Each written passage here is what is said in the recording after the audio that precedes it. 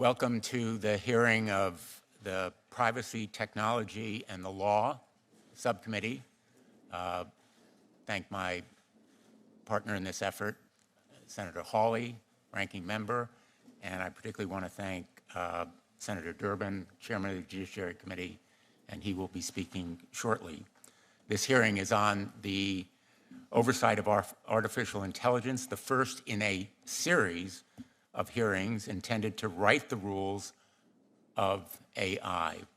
Our goal is to demystify and hold accountable those new technologies to avoid some of the mistakes of the past. And now for some introductory remarks. Too often, we have seen what happens when technology outpaces regulation. The unbridled exploitation of personal data, the proliferation of disinformation, and the deepening of societal inequalities. We have seen how algorithmic biases can perpetuate discrimination and prejudice, and how the lack of transparency can undermine public trust. This is not the future we want. If you were listening from home, you might have thought that voice was mine and the words from me, but in fact, that voice was not mine. The words were not mine. And the audio was an AI voice cloning software trained on my floor speeches. The remarks were written by ChatGPT when it was asked how I would open this hearing.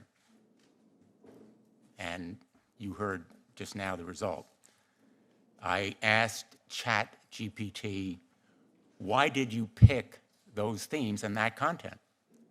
And it answered, and I'm quoting, Blumenthal has a strong record in advocating for consumer protection and civil rights. He has been vocal about issues such as data privacy and the potential for discrimination in algorithmic decision-making. Therefore, the statement emphasizes these aspects. Mr. Altman, I appreciate ChatGPT's endorsement. In all seriousness, this apparent reasoning is pretty impressive.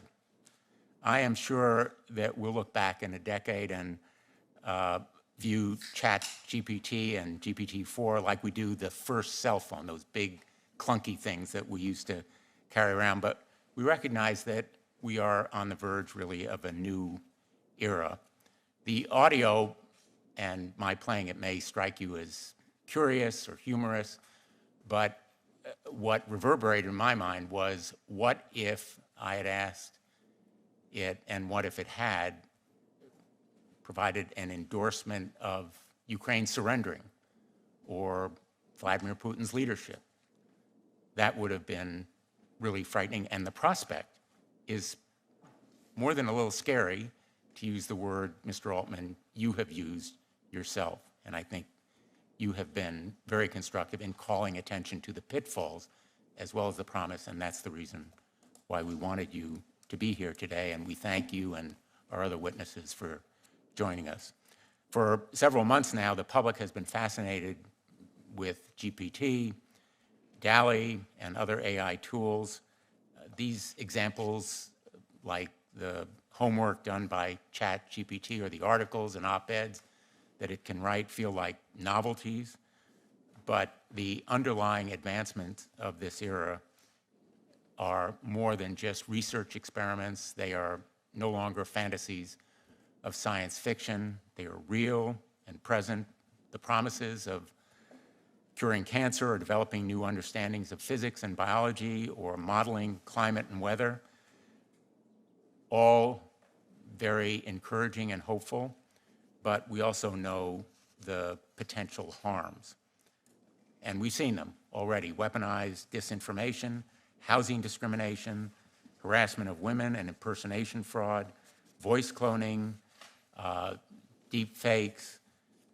These are the potential risks despite the other rewards. And for me, perhaps the biggest nightmare is the looming new industrial revolution, the displacement of millions of workers, the loss of huge numbers of jobs, the need to prepare for this new industrial revolution in skill training and relocation that may be required. And already industry leaders are calling attention to those challenges.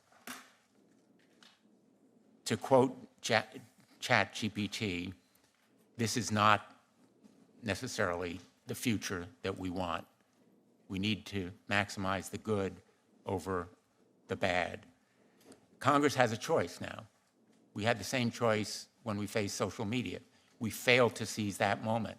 The result is predators on the internet, toxic content, exploiting children, creating dangers for them, and Senator Blackburn and I and others like Senator Durbin on the Judiciary Committee are trying to deal with it, Kids Online Safety Act, but Congress failed to meet the moment on social media. Now we have the obligation to do it on AI before the threats and the risks become real. Sensible safeguards are not in opposition to innovation. Accountability is not a burden, far from it. They are the foundation of how we can move ahead while protecting public trust. They are how we can lead the world in technology and science, but also in promoting our democratic values. Otherwise, in the absence of that trust, I think we may well lose both. These are sophisticated technology, but there are basic expectations common in our law. We can start with transparency.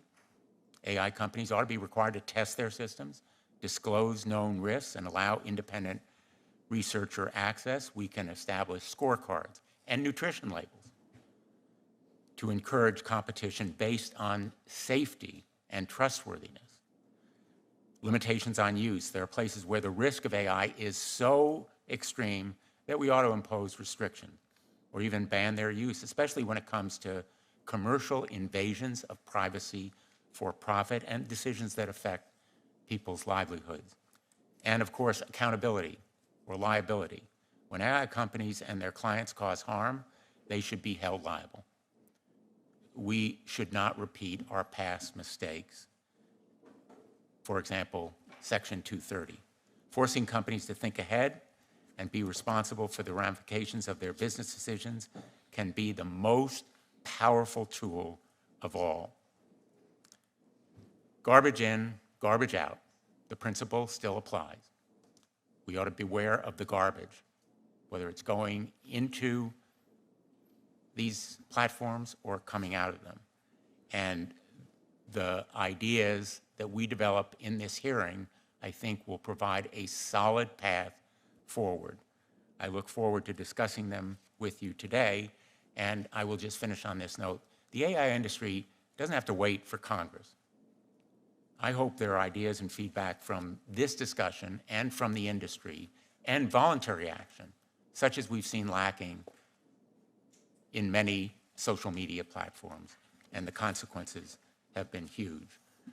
So I'm hoping that we will elevate rather than have a race to the bottom, and I think these hearings will be an important part of this conversation. This one is only the first.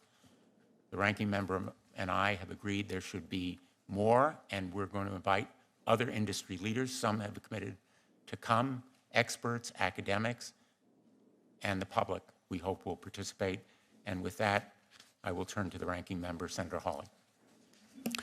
Thank you very much, Mr. Chairman. Thanks to the witnesses for being here. I appreciate that several of you had long journeys to make in order to be here. I appreciate you making the time. I look forward to your testimony. I want to thank Senator Blumenthal for convening this hearing, for being a leader on this topic. You know, a year ago, we couldn't have had this hearing because the technology that we're talking about had not burst into public consciousness. That gives us a sense, I think, of just how rapidly this technology that we're talking about today is changing and evolving and transforming our world right before our very eyes. I was talking with someone just last night, a researcher in the field of psychiatry, who was pointing out to me that the ChatGPT and generative AI, these large language models, it's really like the invention of the internet in scale, at least, and potentially far, far more significant than that.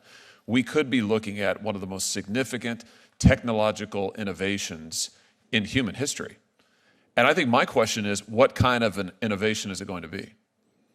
Is it going to be like the printing press that diffused knowledge and power and learning widely across the landscape, that empowered ordinary, everyday individuals, that led to greater flourishing, that led above all to greater liberty? Or is it going to be more like the atom bomb? Huge technological breakthrough, but the consequences, severe, terrible, continue to haunt us to this day. I don't know the answer to that question. I don't think any of us in the room know the answer to that question, because I think the answer has not yet been written. And to a certain extent, it's up to us here and to us as the American people to write the answer. What kind of technology will this be? How will we use it to better our lives? How will we use it to actually harness the power of technological innovation for the good of the American people, for the liberty of the American people, not for the power of the few? You know, I was reminded of the psychologist and writer Carl Jung, who said at the beginning of the last century that our ability for technological innovation, our capacity for technological revolution had far outpaced our ethical and moral ability to apply and harness the technology we developed. That was a century ago. I think the story of the 20th century largely bore him out. And I just wonder, what will we say as we look back at this moment about these new technologies, about generative AI, about these language models, and about the host of other AI capacities that are even right now under development, not just in this country, but in China, at the countries of our adversaries, and all around the world. I mean, I think the question that Jung posed is really the question that faces us. Will we strike that balance between technological innovation and our ethical and moral responsibility to humanity, to liberty, to the freedom of this country? And I hope that today's hearing will take us a step closer to that answer. Thank you, Mr. Chairman. Thanks, Senator Hawley. I'm going to turn to the Chairman of the Judiciary Committee and the Ranking Member, Senator Graham, if they have opening remarks as well. Yes, Mr. Chairman, thank you very much, and Senator Hawley as well. Last week in this committee, full committee, Senate Judiciary Committee, we dealt with an issue that had been waiting for attention for almost 2 decades, and that is what to do with the social media when it comes to the abuse of children. We had 4 bills initially that were considered by this committee, and what may be history in the making, we passed all 4 bills with unanimous roll calls.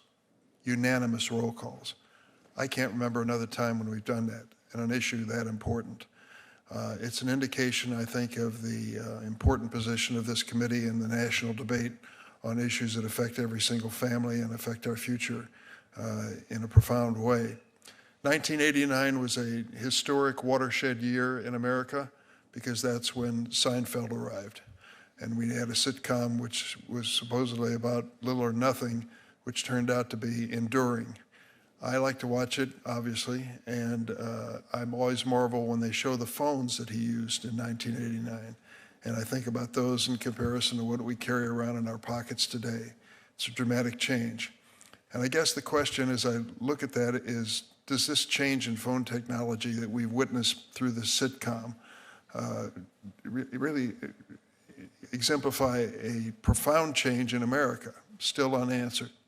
But the very basic question we face is whether or not this issue of AI is a quantitative change in technology or a qualitative change. The suggestions that I've heard from experts in the field suggest it's qualitative. Is it AI fundamentally different? Is it a game changer?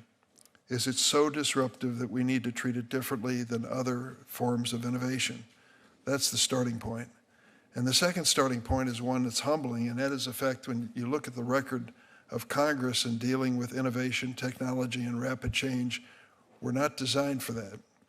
In fact, the Senate was not created for that purpose, but just the opposite.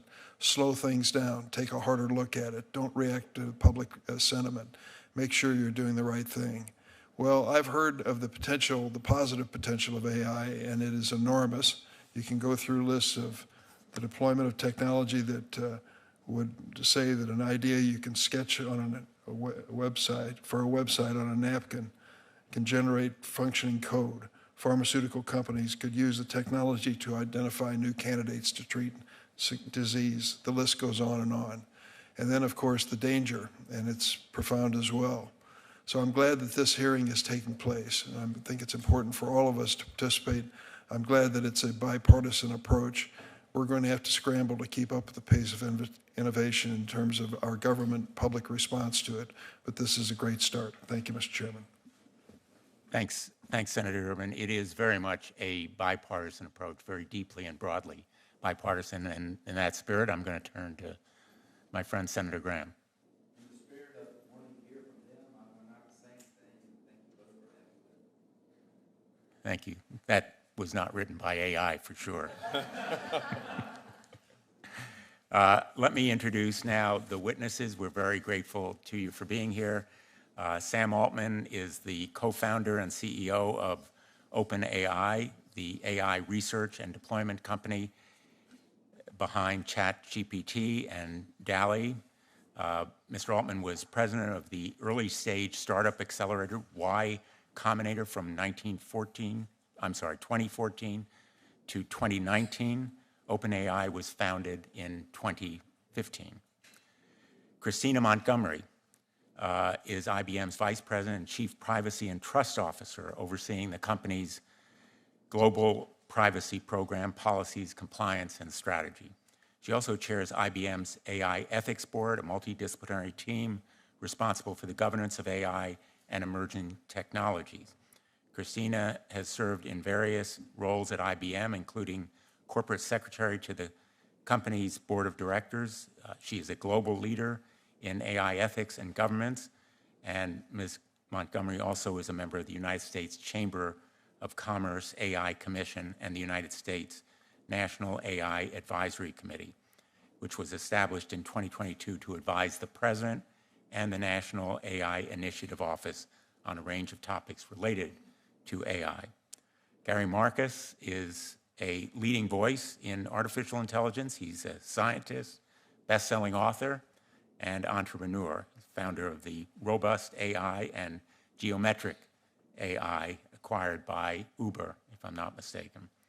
An emeritus professor of psychology and neuroscience at NYU, Mr. Marcus is well known for his challenges to contemporary AI, anticipating many of the current limitations decades in advance, and for his research in human language development and cognitive neuroscience. Thank you for being here.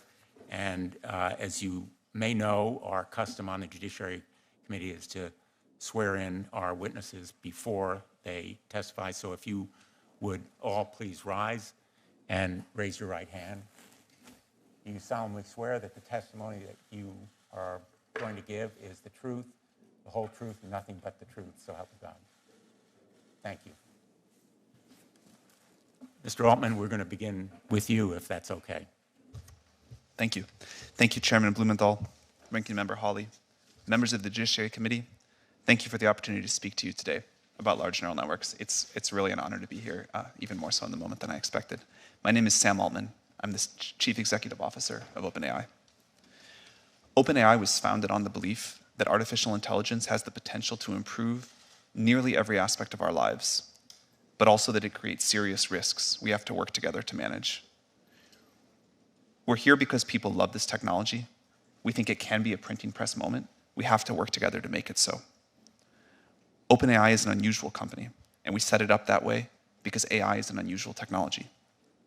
We are governed by a nonprofit, and our activities are driven by our mission and our charter, which commit us to working to ensure that the broad distribution of the benefits of AI and to maximizing the safety of AI systems. We are working to build tools that one day can help us make new discoveries and address some of humanity's biggest challenges, like climate change and curing cancer. Our current systems aren't yet capable of doing these things, but it has been immensely gratifying to watch many people around the world get so much value from what these systems can already do today. We love seeing people use our tools to create, to learn, to be more productive. We're very optimistic that there are going to be fantastic jobs in the future, and that current jobs can get much better. We also love seeing what developers are doing to improve lives. For example, Be My Eyes used our new multimodal technology in GPT-4 to help visually impaired individuals navigate their environment. We believe that the benefits of the tools we have deployed so far vastly outweigh the risks, but ensuring their safety is vital to our work, and we make significant efforts to ensure that safety is built into our systems at all levels. Before releasing any new system, OpenAI conducts extensive testing, engages external experts for detailed reviews and independent audits, improves the model's behavior, and implements robust safety and monitoring systems.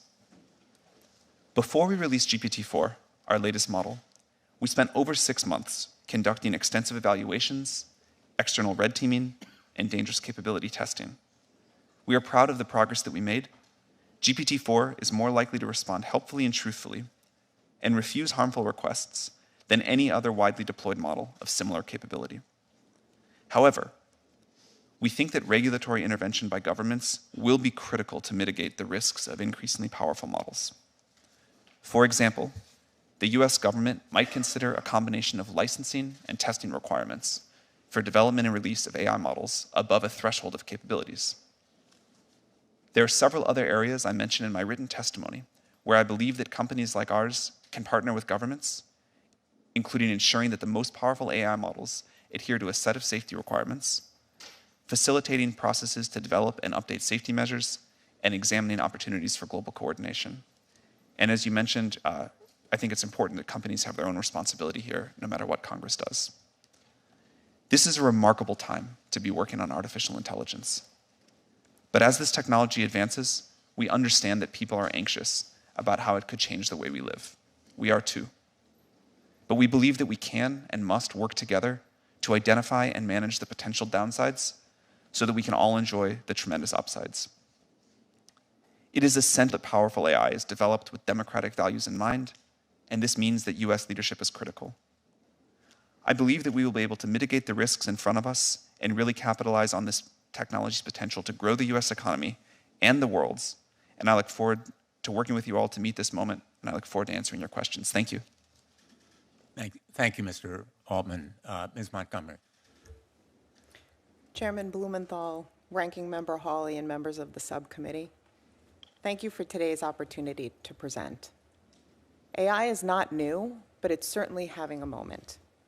Recent breakthroughs in generative AI and the technology's dramatic surge in the public attention has rightfully raised serious questions at the heart of today's hearing. What are AI's potential impacts on society? What do we do about bias? What about misinformation, misuse, or harmful content generated by AI systems? Senators, these are the right questions, and I applaud you for convening today's hearing to address them head on. While AI may be having its moment, the moment for government to play a role has not passed us by.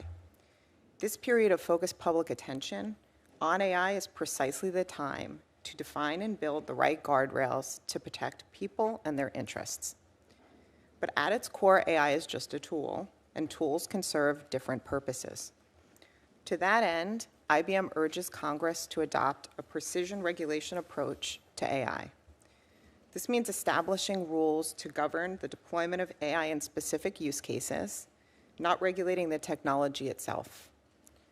Such an approach would involve 4 things.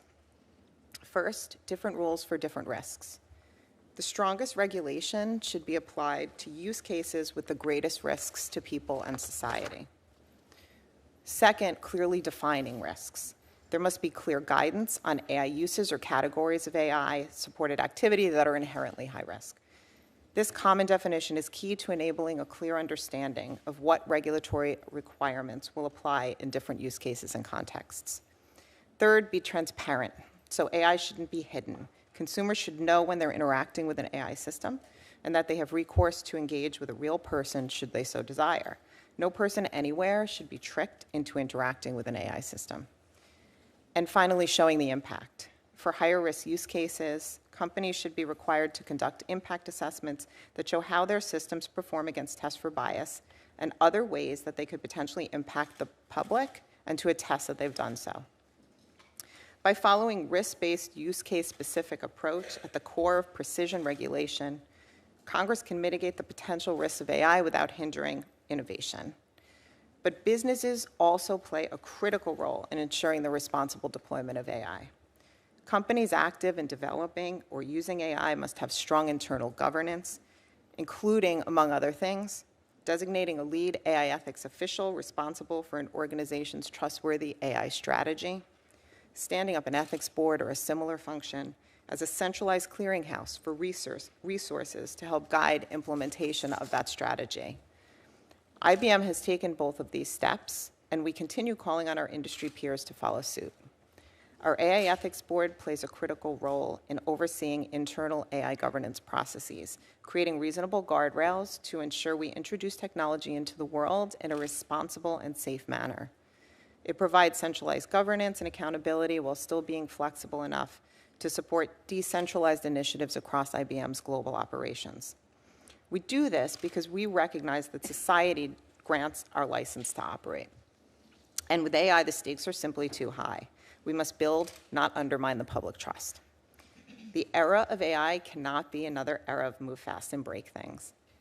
But we don't have to slam the brakes on innovation either. These systems are within our control today, as are the solutions. What we need at this pivotal moment is clear, reasonable policy and sound guardrails. These guardrails should be matched with meaningful steps by the business community to do their part.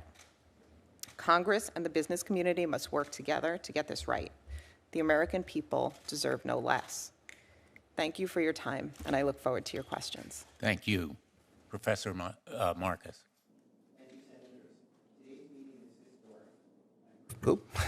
Thank you, Senators. Today's meeting is historic.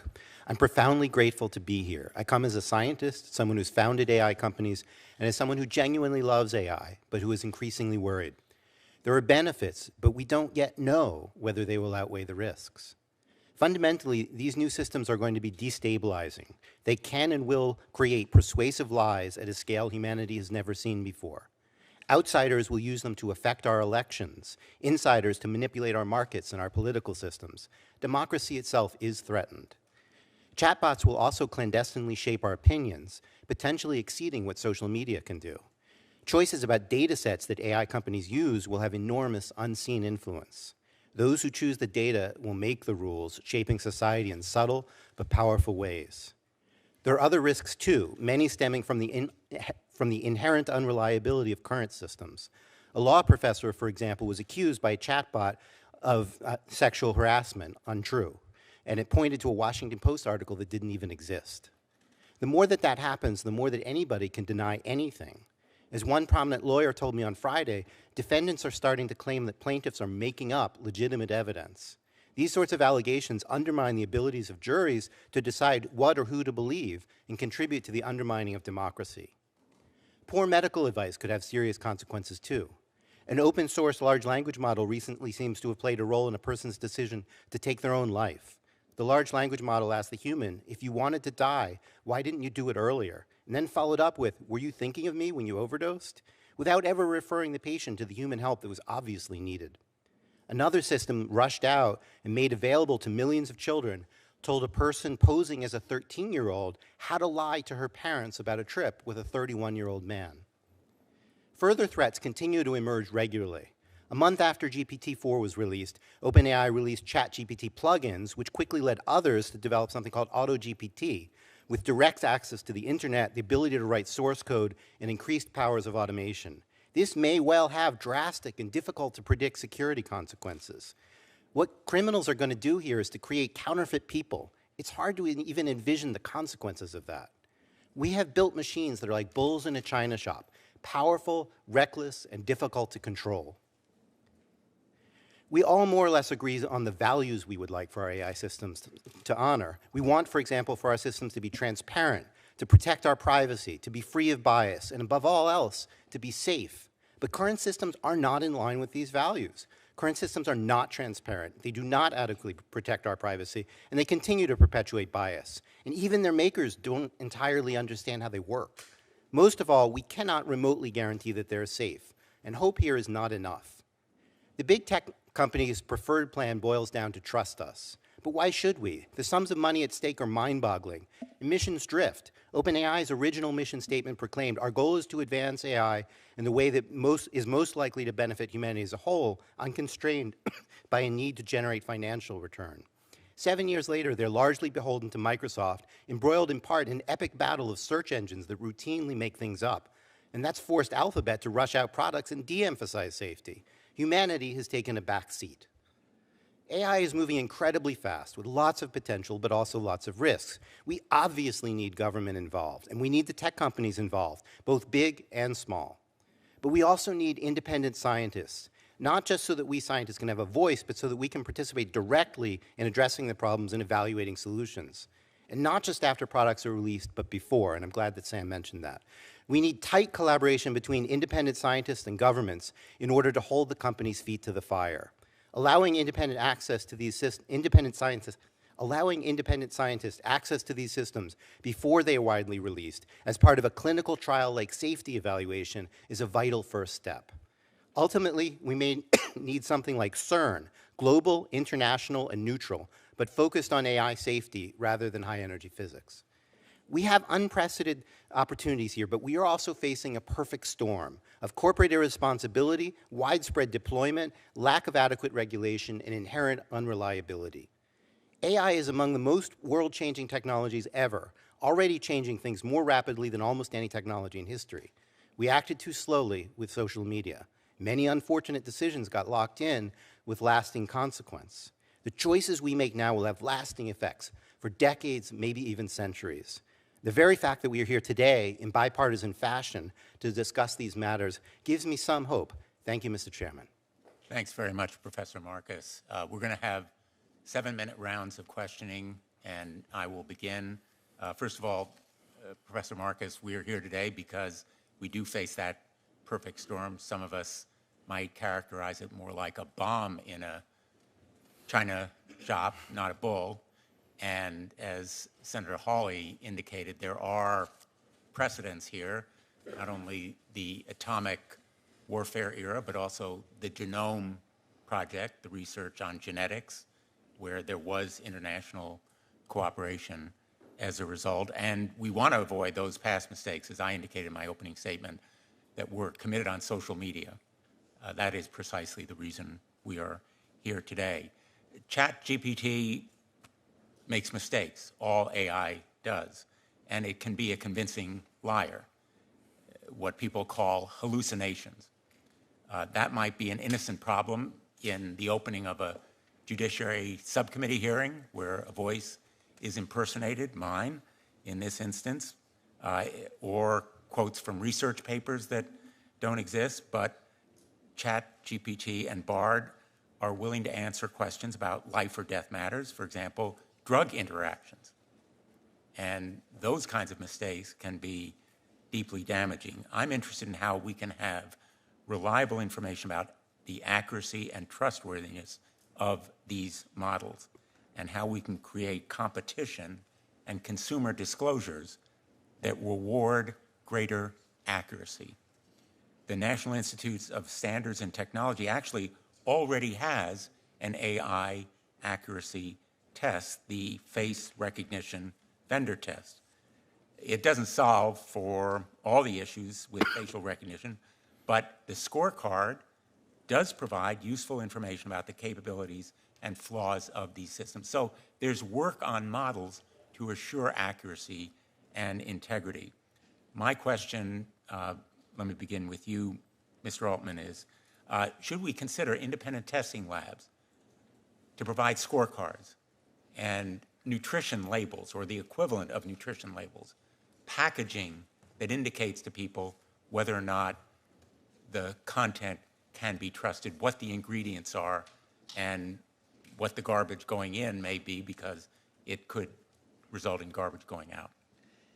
Yeah, I think that's a great idea. I think that companies should put their own sort of, here are the results of our test of our model before we release it. Here's where it has weaknesses, here's where it has strengths, but also independent audits for that are very important. These models are getting more accurate over time. This is as we have, I think, said as loudly as anyone, this technology is in its early stages. It definitely still makes mistakes. We find that people, that users, are pretty sophisticated and understand where the mistakes are that they need, or likely to be, that they need to be responsible for verifying what the models say, that they go off and check it. I worry that as the models get better and better, the users can have sort of less and less of their own discriminating thought process around it. But I think users are more capable than we often give them credit for in conversations like this. I think a lot of disclosures, which if you've used ChatGPT, you'll see about the inaccuracies of the model, are also important. And I'm excited for a world where companies publish with the models information about how they behave, where the inaccuracies are, and independent agencies or companies provide that as well. I think it's a great idea. I alluded in my opening remarks to the jobs issue, the economic effects on employment. I think you have said, in fact, and I'm going to quote, development of superhuman machine intelligence is probably the greatest threat to the continued existence of humanity, end quote. You may have had in mind the effect on jobs, which is really my biggest nightmare in the long term. Let me ask you what your biggest nightmare is and whether you share that concern. Like with all technological revolutions, I expect there to be significant impact on jobs, but exactly what that impact looks like is very difficult to predict. If we went back to the other side of a previous technological revolution, talking about the jobs that exist on the other side, you can go back and read books of this. It's what people said at the time. It's difficult. I believe that there will be far greater jobs on the other side of this, and that the jobs of today will get better. I think it's important. First of all, I think it's important to understand and think about GPT-4 as a tool, not a creature, which is easy to get confused, and it's a tool that people have a great deal of control over in how they use it. And second, GPT-4 and other systems like it, are good at doing tasks, not jobs. And so you see already people that are using GPT-4 to do their job much more efficiently by helping them with tasks. Now, GPT-4 will, I think, entirely automate away some jobs, and it will create new ones that we believe will be much better. This happens, again, my understanding of the history of technology is one long technological revolution, not a bunch of different ones put together, but this has been continually happening. As our quality of life raises and as machines and tools that we create can help us live better lives, the bar raises for what we do, and our human ability and what we spend our time going after goes after more ambitious, more satisfying projects. So there will be an impact on jobs. We try to be very clear about that, and I think it will require partnership between the industry and government, but mostly action by government to figure out how we want to mitigate that. But I'm very optimistic about how great the jobs of the future will be. Thank you. Let me ask Ms. Montgomery and Professor Marcus for your reactions to those questions as well. Ms. Montgomery? On the jobs point, yeah, I mean, well, it's a hugely important question. And it's one that we've been talking about for a really long time at IBM. We do believe that AI, and we've said it for a long time, is going to change every job. New jobs will be created. Many more jobs will be transformed, and some jobs will transition away. I'm a personal example of a job that didn't exist when I joined IBM, and I have a team of AI governance professionals who are in new roles that we created, as early as 3 years ago. I mean, they're new and they're growing. So I think the most important thing that we could be doing and can and should be doing now is to prepare the workforce of today and the workforce of tomorrow for partnering with AI technologies and using them. And we've been very involved for years now in doing that, in focusing on skills-based hiring, in educating for the skills of the future. Our Skills Build platform has 7 million learners and over 1,000 courses worldwide focused on skills, and we've pledged to train 30 million individuals by 2030 in the skills that are needed for society today. Thank you. Professor Marcus? May I go back to the first question as well? Absolutely. On the subject of nutrition labels, I think we absolutely need to do that. I think that there's some technical challenges and that building proper nutrition labels goes hand in hand with transparency. The biggest scientific challenge in understanding these models is how they generalize. What do they memorize and what new things do they do? The more that there's in the data set, for example, the thing that you want to test accuracy on, the less you can get a proper read on that. So it's important, first of all, that scientists be part of that process, and second, that we have much greater transparency about what actually goes into these systems. If we don't know what's in them, then we don't know exactly how well they're doing when we give something new, and we don't know how good a benchmark that will be for something that's entirely novel. So I could go into that more, but I want to flag that. Second is on jobs. Past performance history is not a guarantee of the future. It has always been the case in the past that we have had more jobs, new professions come in as new technologies come in. I think this one's going to be different, and the real question is over what time scale. Is it going to be 10 years? Is it going to be 100 years? And I don't think anybody knows the answer to that question. I think in the long run, so-called artificial general intelligence really will replace a large fraction of human jobs. We're not that close to artificial general intelligence. Despite all of the media hype and so forth, I would say that what we have right now is just a small sampling of the AI that we will build. In 20 years, people will laugh at this, as I think it was Senator Hawley made the but maybe Senator Durbin made the example about this. It was Senator Durbin made the example about cell phones. When we look back at the AI of today, 20 years ago, we'll be like, wow, that stuff was really unreliable. It couldn't really do planning, which is an important technical aspect. Its reasoning abilities were limited. But when we get to AGI, artificial general intelligence, maybe let's say it's 50 years, that really is going to have, I think, profound effects on labor. And there's just no way around that. And last, I don't know if I'm allowed to do this, but I will note that Sam's worst fear, I do not think is employment, and he never told us what his worst fear actually is, and I think it's germane to find out. Thank you. I'm going to ask Mr. Altman if he cares to respond. Yeah. Look, we have tried to be very clear about the magnitude of the risks here. I think jobs and employment and what we're all going to do with our time really matters. I agree that when we get to very powerful systems, the landscape will change. I think I'm just more optimistic that we are incredibly creative and we find new things to do with better tools, and that will keep happening. My worst fears are that we, the field, the technology, the industry, cause significant harm to the world. I think that could happen in a lot of different ways. It's why we started the company. It's a big part of why I'm here today and why we've been here in the past and we've been able to spend some time with you. I think if this technology goes wrong, it can go quite wrong, and we want to be vocal about that. We want to work with the government to prevent that from happening, but we try to be very clear-eyed about what the downside case is and the work that we have to do to mitigate that. Thank you.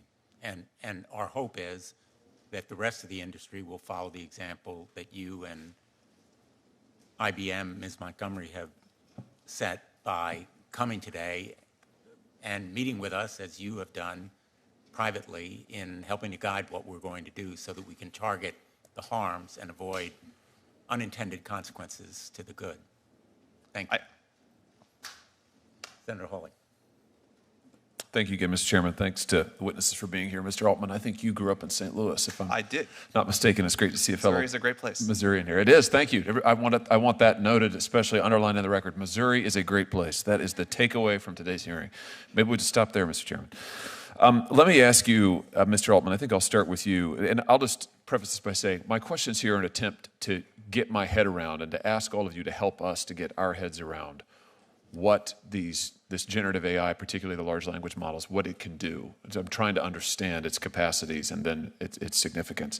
So I'm looking at a paper here entitled Large Language Models Trained on Media Diets Can Predict Public Opinion. This is just posted about a month ago. The authors are Chu, Andreas, Ansalabere, and Roy. And their conclusion, this work was done at MIT and then also at Google. Their conclusion is that large language models can indeed predict public opinion. And they go through and model why this is the case. And they conclude ultimately that an AI system can predict human survey responses by adapting a pre-trained language model to subpopulation-specific media diets. So in other words, you can feed the model a particular set of media inputs, and it can, with remarkable accuracy, and the paper goes into this, predict then what people's opinions will be. I want to think about this in the context of elections. If these large language models can, even now, based on the information we put into them, quite accurately predict public opinion, ahead of time. I mean, predict, it's before you even ask the public these questions. What will happen when entities, whether it's corporate entities or whether it's governmental entities or whether it's campaigns or whether it's foreign actors, take this survey information, these predictions about public opinion, and then fine-tune strategies to elicit certain responses, certain behavioral responses? I mean, we already know, this committee has heard testimony, I think 3 years ago now, about the effect of something as prosaic, it now seems, as Google search, the effect that this has on voters in an election, particularly undecided voters in the final days of an election who may try to get information from Google search, and what an enormous effect the ranking of the Google search, the articles that it returns, has come an enormous effect on an undecided voter.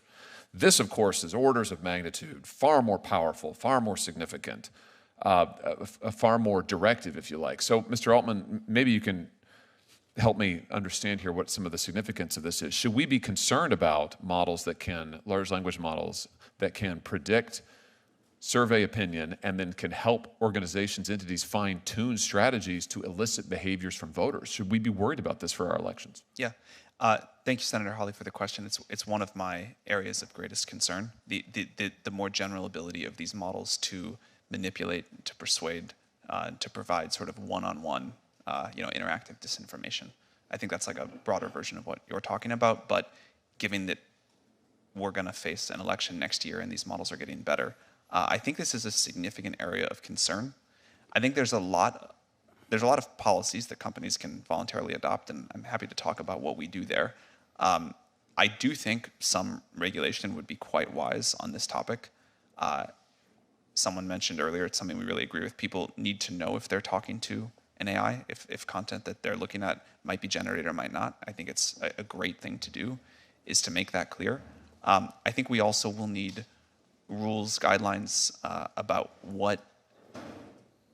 what's expected in terms of disclosure from a company providing a model that could have these sorts of abilities that you talk about. So I'm nervous about it. I think people are able to adapt quite quickly. When Photoshop came onto the scene a long time ago, for a while people were really quite fooled by Photoshopped images, and then pretty quickly developed an understanding that images might be Photoshopped. This will be like that, but on steroids. And the interactivity, the ability to really model, predict humans well, as you talked about, I think is going to require a combination of companies doing the right thing, regulation, and public education. Professor Marcus, do you want to address this? Yeah, I'd like to add two things. One is in the appendix to my remarks, I have two papers to make you even more concerned. One is in the Wall Street Journal just a couple days ago called "Help, My Political Beliefs Were Altered by a Chatbot." And I think the scenario you raised was that we might basically observe people and use surveys to figure out what they're saying. But as Sam just acknowledged, the risk is actually worse, that the systems will directly, maybe not even intentionally, manipulate people. And that was the thrust of the Wall Street Journal article. And it links to an article that I've also linked to called "Interacting," and it's not yet published, not yet peer-reviewed, "Interacting with Opinionated Language Models Changes Users' Views." And this comes back ultimately to data. One of the things that I'm most concerned about with GPT-4 is that we don't know what it's trained on. I guess Sam knows, but the rest of us do not. And what it is trained on has consequences for essentially the biases of the system. We could talk about that in technical terms. But how these systems might lead people about depends very heavily on what data is trained on them. And so we need transparency about that, and we probably need scientists in there doing analysis in order to understand what the political influences of, for example, of these systems might be. And it's not just about politics. It can be about health. It could be about anything. These systems absorb a lot of data, and then what they say reflects that data. And they're going to do it differently depending on what's in that data. So it makes a difference if they're trained on the Wall Street Journal as opposed to the New York Times or Reddit. I mean, actually, they're largely trained on all of this stuff, but we don't really understand the composition of that. And so we have this issue of potential manipulation, and it's even more complex than that because it's subtle manipulation. People may not be aware of what's going on. That was the point of both the Wall Street Journal article and the other article that I called your attention to. Let me ask you about AI systems trained on personal data, the kind of data that, for instance, the social media companies, the major platforms, Google, Meta, et cetera, collect on all of us routinely. And we've had many a chat about this in this committee over many a year now, but the massive amounts of data, personal data, that the companies have on each one of us. An AI system that is trained on that individual data, that knows each of us better than ourselves, and also knows the billions of data points about human behavior, human language interaction generally.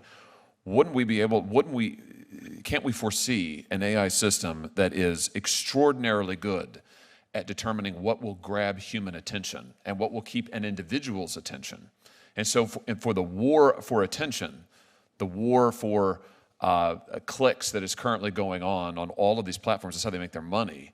I'm just imagining an AI system, these AI models supercharging that war for attention such that we now have technology that will allow individual targeting of a kind we have never even imagined before, where the AI will know exactly what Sam Altman finds attention-grabbing. We'll know exactly what Josh Hawley finds attention-grabbing. We'll be able to grab our attention and then elicit responses from us in a way that we have heretofore not even been able to imagine. Should we be concerned about that for its corporate applications, for the monetary applications, for the manipulation that could come from that? Mr. Altman. Yes, we should be concerned about that. To be clear, OpenAI does not, we're not off, we don't have an ad-based business model, so we're not trying to build up these profiles of our users. We're not trying to get them to use it more. Actually, we'd love it if they use it less because we don't have enough GPUs. But I think other companies are already, and certainly will in the future, use AI models to create very good ad predictions of what a user will like. I think it's already happening in many ways. Ms. Marcus, anything you want to add? Yes, and perhaps Ms. Montgomery will want to too, as well, I don't know. But hyper-targeting of advertising is definitely going to come. I agree that that's not been OpenAI's business model. Of course, now they're working for Microsoft, and I don't know what's in Microsoft's thoughts, but we will definitely see it. Maybe it will be with open source language models. I don't know. But the technology there is, let's say, partway there to being able to do that, and we'll certainly get there. So we're an enterprise technology company, not consumer focused, so the space isn't one that we necessarily operate in terms of, but these issues are hugely important issues. And it's why we've been out ahead in developing the technology that will help to ensure that you can do things like produce a fact sheet that has the ingredients of what your data is trained on. Data sheets, model cards, all those types of things, and calling for, as I've mentioned today, transparency. So you know what the algorithm was trained on, and then you also know and can manage and monitor continuously over the life cycle of an AI model, the behavior and the performance of that model. Senator Durbin. Thank you. I think what's happening today in this hearing room is historic. I can't recall when we've had people representing large corporations or private sector entities come before us and plead with us to regulate them. In fact, many people in the Senate have based their careers on the opposite, that the economy will thrive if government gets the hell out of the way. And what I'm hearing instead today is that stop me before I innovate again message. And I'm just curious as to how we're going to achieve this. As I mentioned Section 230 in my opening remarks, we learned something there. We decided that in Section 230 that we were basically going to absolve the industry from liability for a period of time as it came into being. Well, Mr. Altman, on a podcast earlier this year, you agreed with host Kara Swisher that Section 230 doesn't apply to generative AI, and that developers like OpenAI should not be entitled to full immunity for harms caused by their products. So what have we learned from 230 that applies to your situation with AI? Thank you for the question, Senator. I don't know yet exactly what the right answer here is. I'd love to collaborate with you to figure it out. I do think for a very new technology, we need a new framework. Certainly companies like ours bear a lot of responsibility for the tools that we put out in the world, but tool users do as well.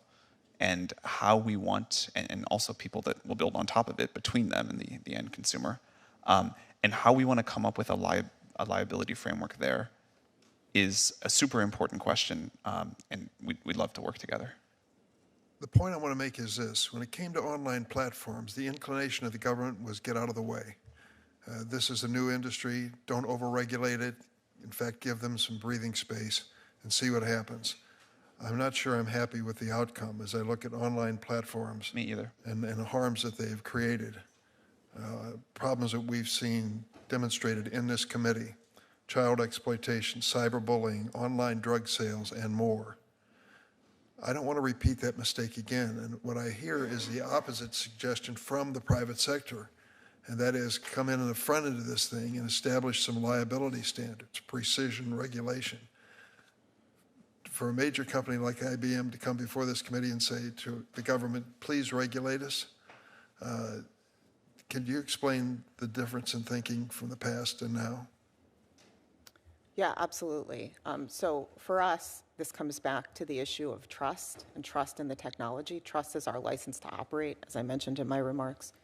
And so we firmly believe, and we've been calling for precision regulation of artificial intelligence for years now. This is not a new position.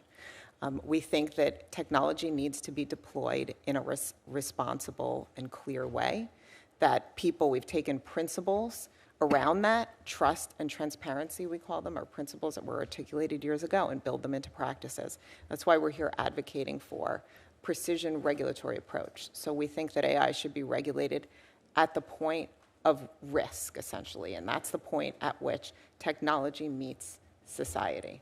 Let's take a look at what that might appear to be. Members of Congress are a pretty smart lot of people, maybe not as smart as we think we are many times, and government certainly has a capacity to do amazing things.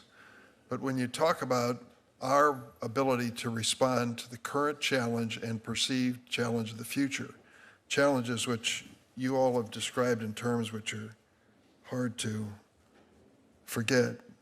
As you said, Mr. Altman, things can go quite wrong. As you said, Mr. Marcus, democracy is threatened.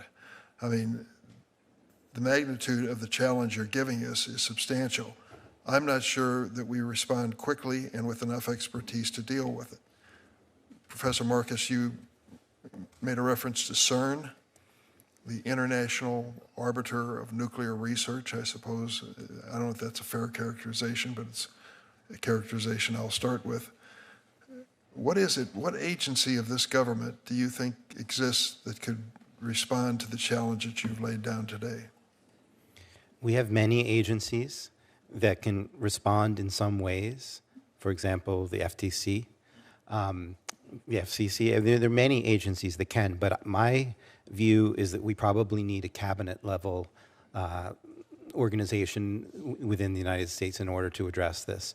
And my reasoning for that is that the number of risks is large, the amount of information to keep up on is so much. I think we need a lot of technical expertise. I think we need a lot of coordination of these efforts. So there is one model here where we stick to only existing law and try to shape all of what we need to do, and each agency does their own thing. But I think that AI is going to be such a large part of our future and is so complicated and moving so fast. And this does not fully solve your problem about a dynamic world, but it's a step in that direction to have an agency that's full-time job is to do this. I personally have suggested, in fact, that we should want to do this at a global way. I wrote an article in The Economist. I have a link in here, an invited essay for The Economist, suggesting we might want an international agency for AI. That's what I wanted to go to next, and that is the fact that I'll get it aside from the CERN and nuclear examples, because government was involved in that from day one, at least in the United States. But now we're dealing with innovation which doesn't necessarily have a boundary. We may create a great U.S. agency, and I hope that we do, that may have jurisdiction over U.S. corporations and U.S. activity, but doesn't have a thing to do with what's going to bombard us from outside the United States. How do you give this international authority the authority to regulate in a fair way for all entities involved in AI? I think that's probably over my pay grade. I would like to see it happen, and I think it may be inevitable that we push there. I mean, I think the politics behind it are obviously complicated. I'm really heartened by the degree to which this room is bipartisan and supporting the same things, and that makes me feel like it might be possible. I would like to see the United States take leadership in such organization. It has to involve the whole world and not just the U.S. to work properly. I think even from the perspective of the companies, it would be a good thing. So the companies themselves do not want a situation where you take these models, which are expensive to train, and you have to have 190 some of them, one for every country. That wouldn't be a good way of operating. When you think about the energy costs alone, just for training these systems, it would not be a good model if every country has its own policies, and for each jurisdiction, every company has to train another model. Maybe, different states are different. So Missouri and California have different rules. And so then that requires even more training of these expensive models with huge climate impact. And I mean, it would be very difficult for the companies to operate if there was no global coordination. And so I think that we might get the companies on board if there's bipartisan support here, and I think there's support around the world, that it is entirely possible that we could develop such a thing. But obviously there are many nuances here of diplomacy that are over my pay grade. I would love to learn from you all to try to help make that happen. Mr. Altman, Can I weigh in just briefly? briefly, please. I want to echo support for what Mr. Marcus said. I think the U.S. should lead here and do things first, but to be effective, we do need something global. As you mentioned, this can happen everywhere. There is precedent. I know it sounds naive to call for something like this, and it sounds really hard. There is precedent. We've done it before with the IAEA. We've talked about doing it for other technologies.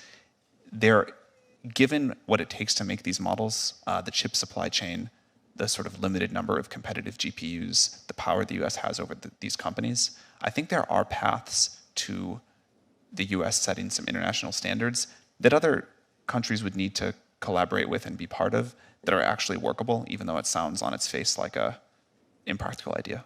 And I think it would be great for the world. Thank you, Mr. Chairman.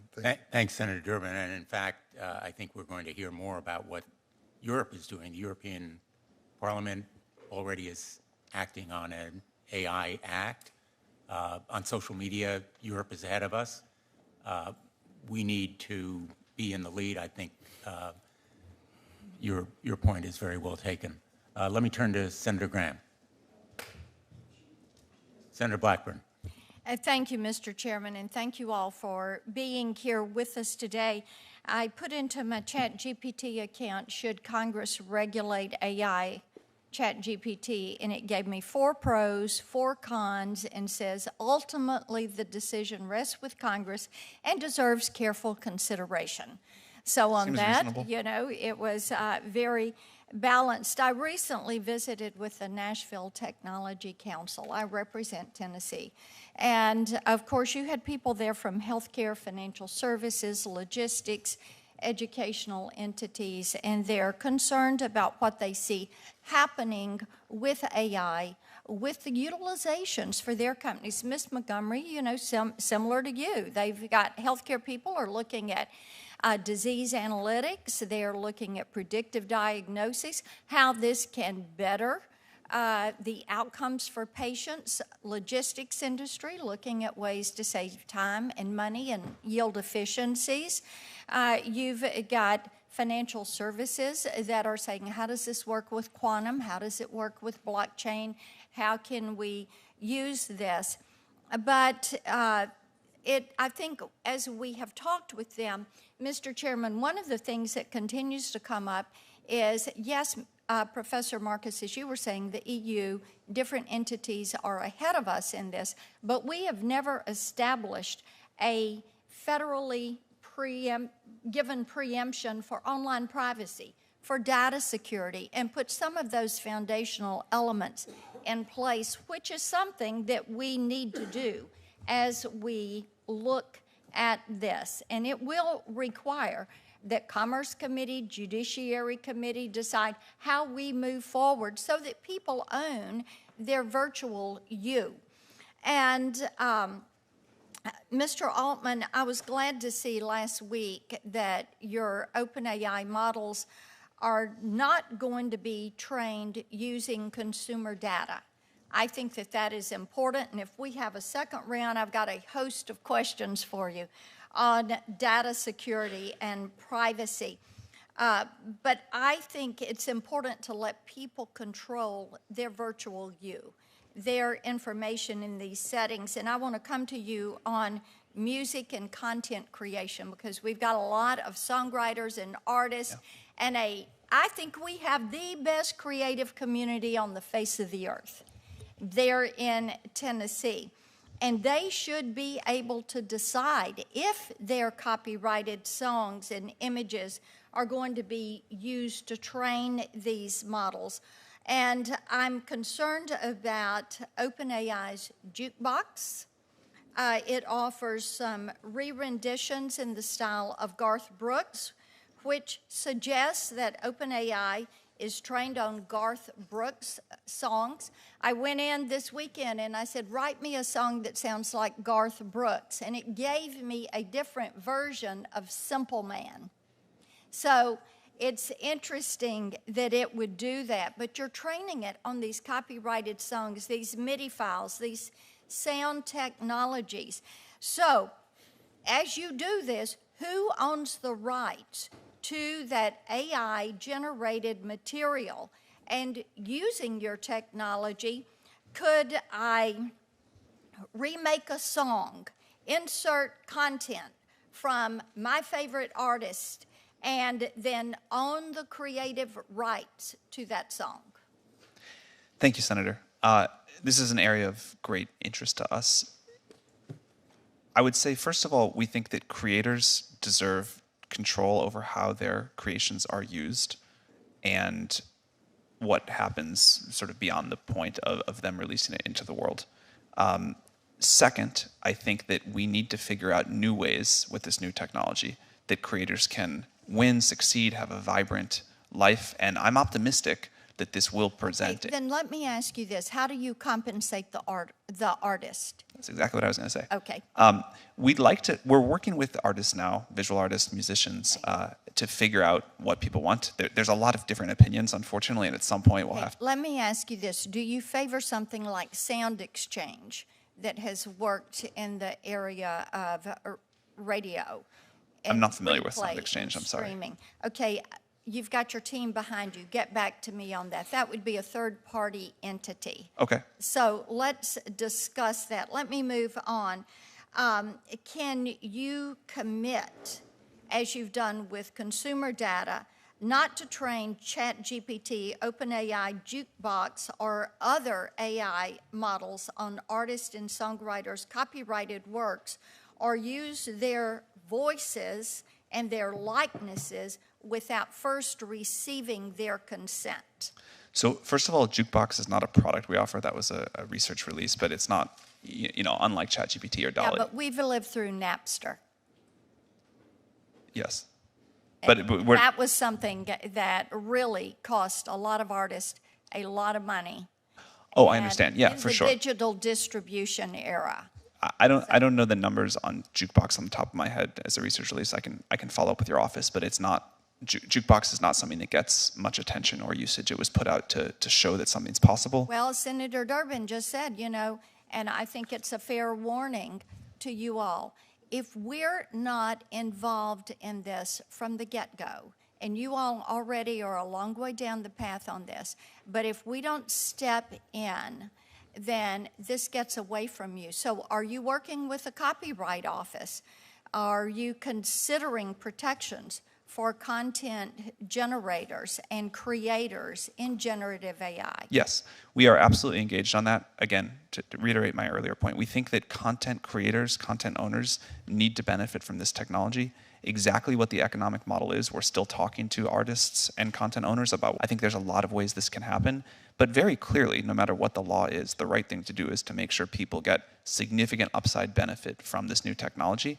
And we believe that it's really going to deliver that, but that content owners, likenesses, people totally deserve control over how that's used and to benefit from it. Okay, so on privacy then, how do you plan to account for the collection of voice and other user-specific data, things that are copyrighted, user-specific data through your AI applications? Because if I can go in and say, write me a song that sounds like Garth Brooks, and it takes part of an existing song, there has to be a compensation to that artist for that utilization and that use. If it was radio play, it would be there. If it was streaming, it would be there. So if you're going to do that, what is your policy for making certain you're accounting for that and you're protecting that individual's right to privacy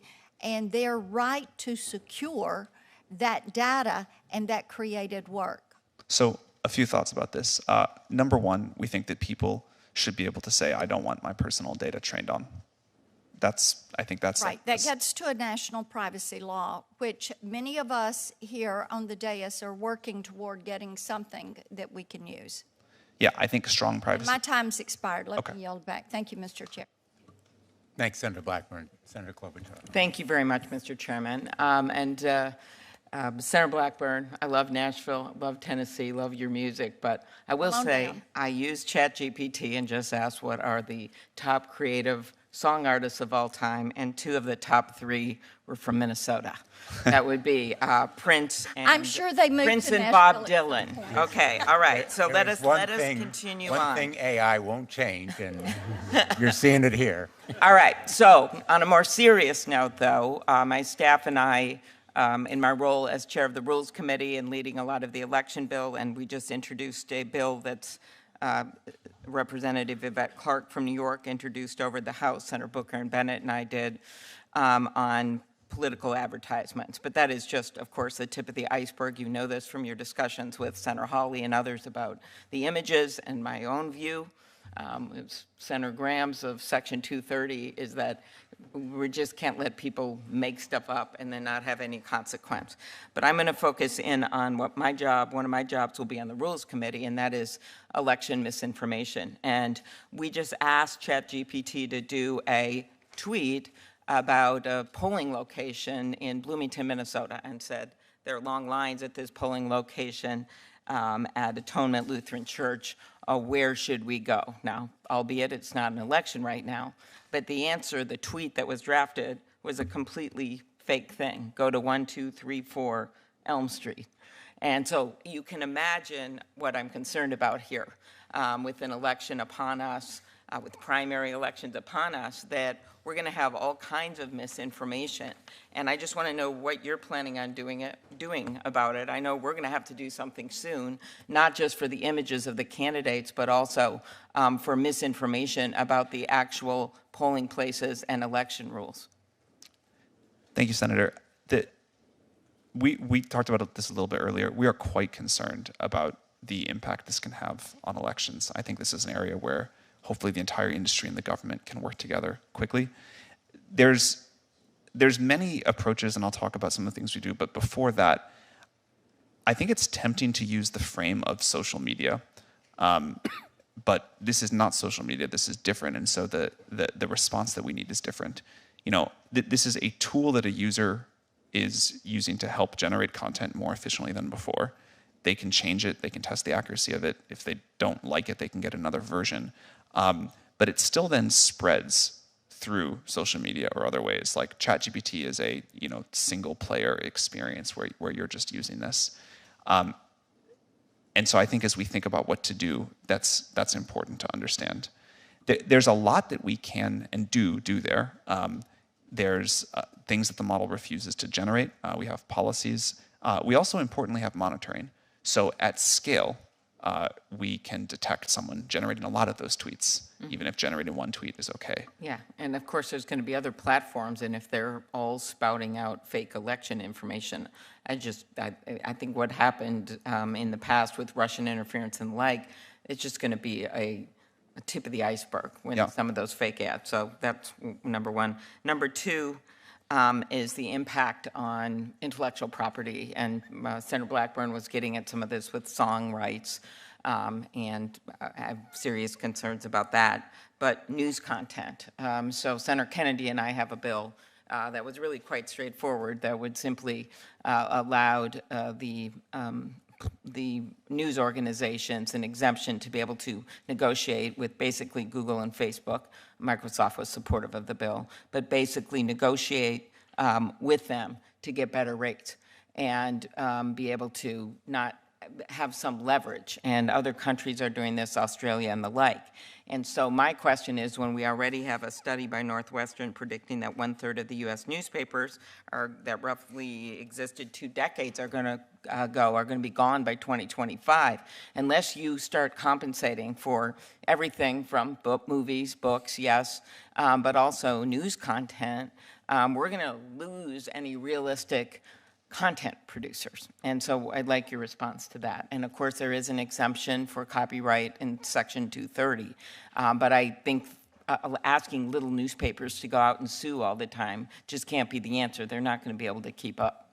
Yeah, like it is my hope that tools like what we're creating can help news organizations do better. I think having a vibrant national media is critically important, and let's call it round one of the internet has not been great for that. Right, we're talking here about local, that, report on your high school football scores and a scandal in your city council, those kinds of things. For sure. They're the ones that are actually getting the worst, the little radio stations and broadcast.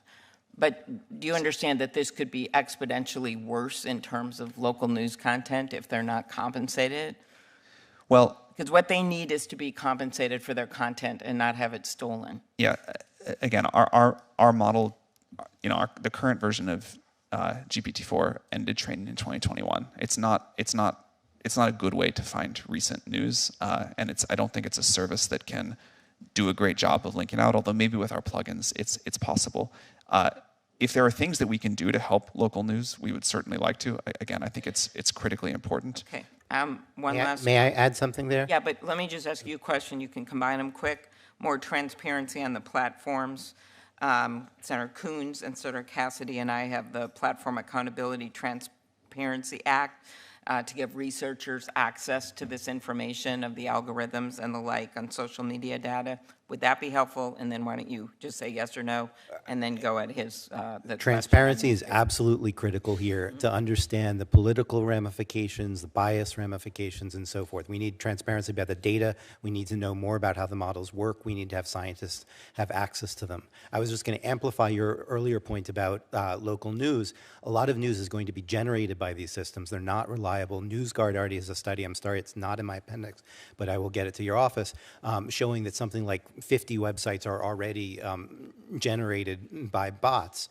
We're going to see much, much more of that, and it's going to make it even more competitive for the local news organizations. And so the quality of the sort of overall news market is going to decline as we have more generated content by systems that aren't actually reliable in the content they're generated. Thank you, and thank you on a very timely basis to make the argument why we have to mark up this bill again in June. I appreciate it. Thank you. Senator Graham. Thank you, Mr. Chairman, and Senator Hawley for having this. I'm trying to find out how it is different than social media and learn from the mistakes we made with social media. The idea of not suing social media companies is to allow the internet to flourish, because if I slander you, you can sue me. If you're a billboard company and you put up the slander, can you sue the billboard company? We said no. Basically, Section 230 is being used by social media companies to avoid liability for activity that other people generate. When they refuse to comply with their terms of use, a mother calls up the company and says, "This app is being used to bully my child to death. You promised in the terms of use you would prevent bullying." And she calls 3 times, she gets no response, the child kills herself, and they can't sue. Do you all agree we don't want to do that again? Yes. If I may speak for 1 second, there's a fundamental distinction between reproducing content and generating content. Yeah, but you would like liability where people are harmed. Absolutely. Yes, in fact, IBM has been publicly advocating to condition liability on a reasonable care standard. So let me just make sure I understand the law as it exists today. Mr. Altman, thank you for coming. Your company is not claiming that Section 230 applies to the tool you have created. Yeah, we're claiming we need to work together to find a totally new approach. I don't think Section 230 is even the right framework. Okay, so under the law it exists today, this tool you create, if I'm harmed by it, can I sue you? That is beyond my area of legal expertise. Have you ever been sued? Not for that, no. Have you ever been sued at all, your company? Yeah, OpenAI gets sued. Huh? Yeah, we've gotten sued before. Okay, and what for? I mean, they've mostly been like pretty frivolous things, like I think happens to any company. But like the examples my colleagues have given from artificial intelligence that could literally ruin our lives, can we go to the company that created that tool and sue them? Is that your understanding? Yeah, I think there needs to be clear responsibility by the companies. But you're not claiming any kind of legal protection like Section 230 applies to your industry. Is that correct? No, I don't think we're saying anything like that. Mr. Marcus, when it comes to consumers, there seems to be like 3 time-tested ways to protect consumers against any product. Statutory schemes, which are non-existent here. Legal systems, which may be here but not social media, and agencies. Go back to Senator Hawley. The atom bomb has put a cloud over humanity, but nuclear power could be one of the solutions to climate change. So what I'm trying to do is make sure that you just can't go build a nuclear power plant. Hey, Bob, what would you like to do today? Let's go build a nuclear power plant. You have a Nuclear Regulatory Commission that governs how you build a plant and is licensed. Do you agree, Mr. Altman, that these tools you're creating should be licensed? Yeah, we've been calling for this. We think any... That's the simplest way.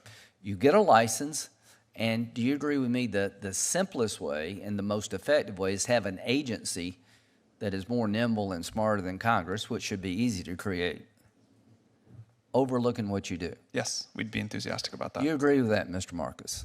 Absolutely. Do you agree with that, Ms. Montgomery? I would have some nuances. I think we need to build on what we have in place already today. We don't have an agency Regulators. that's working. Wait a minute. Nope. We don't have an agency that regulates the technology. So should we have one? But a lot of the issues, I don't think so. A lot of the Okay, issues. wait a minute. So IBM says we don't need an agency. Interesting. Should we have a license required for these tools? So what we believe is that we need to That's a simple regulate. question. Should you get a license to produce one of these tools? I think it comes back to some of them potentially yes. So what I said at the onset is that we need to clearly define risks. Do you claim Section 230 applies in this area at all? We're not a platform company, and we've, again, long advocated for a reasonable care standard in Section 2. I just don't understand how you could say that you don't need an agency to deal with the most transformative technology maybe ever? Well, I think we have existing. Is this a transformative technology that can Yes, disrupt absolutely. life as we know it, good and bad? I think it's a transformative technology, certainly. And the conversations that we're having here today have been really bringing to light the fact that the domains and the issues. This one with you has been very enlightening to me. Mr. Altman, why are you so willing to have an agency? Senator, we've been clear about what we think the upsides are, and I think you can see from users how much they enjoy it and how much value they're getting out of it, but we've also been clear about what the downsides are, and so that's why we think we need an agency. So it's a major tool to be used by a lot of people, It's a major right? new technology. Okay, if we you think build, it'll be... Yeah, if you make a ladder and the ladder doesn't work, you can sue the people that made the ladder. But there's some standards out there to make a ladder. So That's why we're agreeing with you. Yeah, that's right. I think you're on the right track. So here's what my 2 cents worth for the committee is that we need to empower an agency that issues a license and can take it away. Wouldn't that be some Yes. incentive to that do should it be- right if you could actually be taken out of business? Clearly, that should be part of what an agency can do. Now, and you also agree that China's doing AI research, is that right? Correct.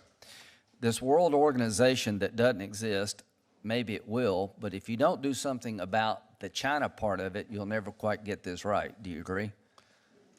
Well, that's why I think it doesn't necessarily have to be a world organization, but there has to be some sort of, and there's a lot of options here, there has to be some sort of standard, some sort of set of controls that do Some have global kind of, effect. Because, other people are doing this. I got 15 seconds. Military application.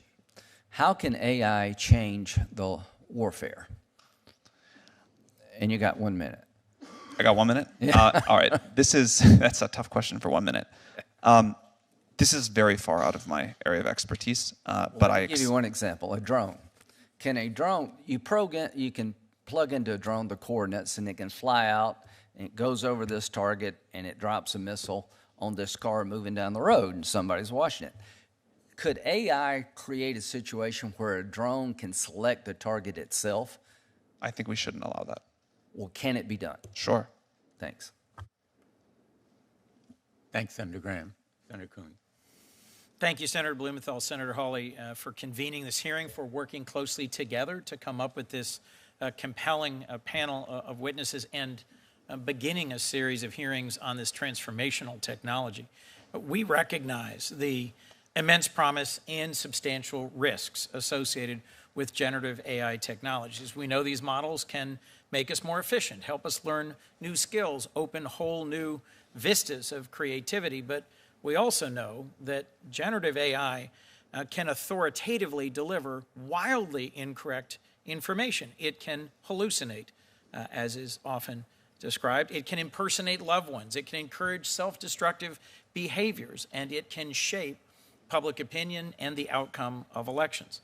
Congress thus far has demonstrably failed to responsibly enact meaningful regulation of social media companies with serious harms that have resulted that we don't fully understand. Senator Klobuchar referenced in her questioning a bipartisan bill that would open up social media platforms' underlying algorithms. We have struggled to even do that, to understand the underlying technology and then to move towards responsible regulation. We cannot afford to be as late to responsibly regulating generative AI as we have been to social media, because the consequences, both positive and negative, will exceed those of social media by orders of magnitude. So let me ask a few questions designed to get at both how we assess the risk, what's the role of international regulation, and how does this impact AI? Mr. Altman, I appreciate your testimony about the ways in which OpenAI assesses the safety of your models through a process of iterative deployment. The fundamental question embedded in that process, though, is how you decide whether or not a model is safe enough to deploy and safe enough to have been built and then let go into the wild. I understand one way to prevent generative AI models from providing harmful content is to have humans identify that content and then train the algorithm to avoid it. There's another approach that's called constitutional AI that gives the model a set of values or principles to guide its decision-making.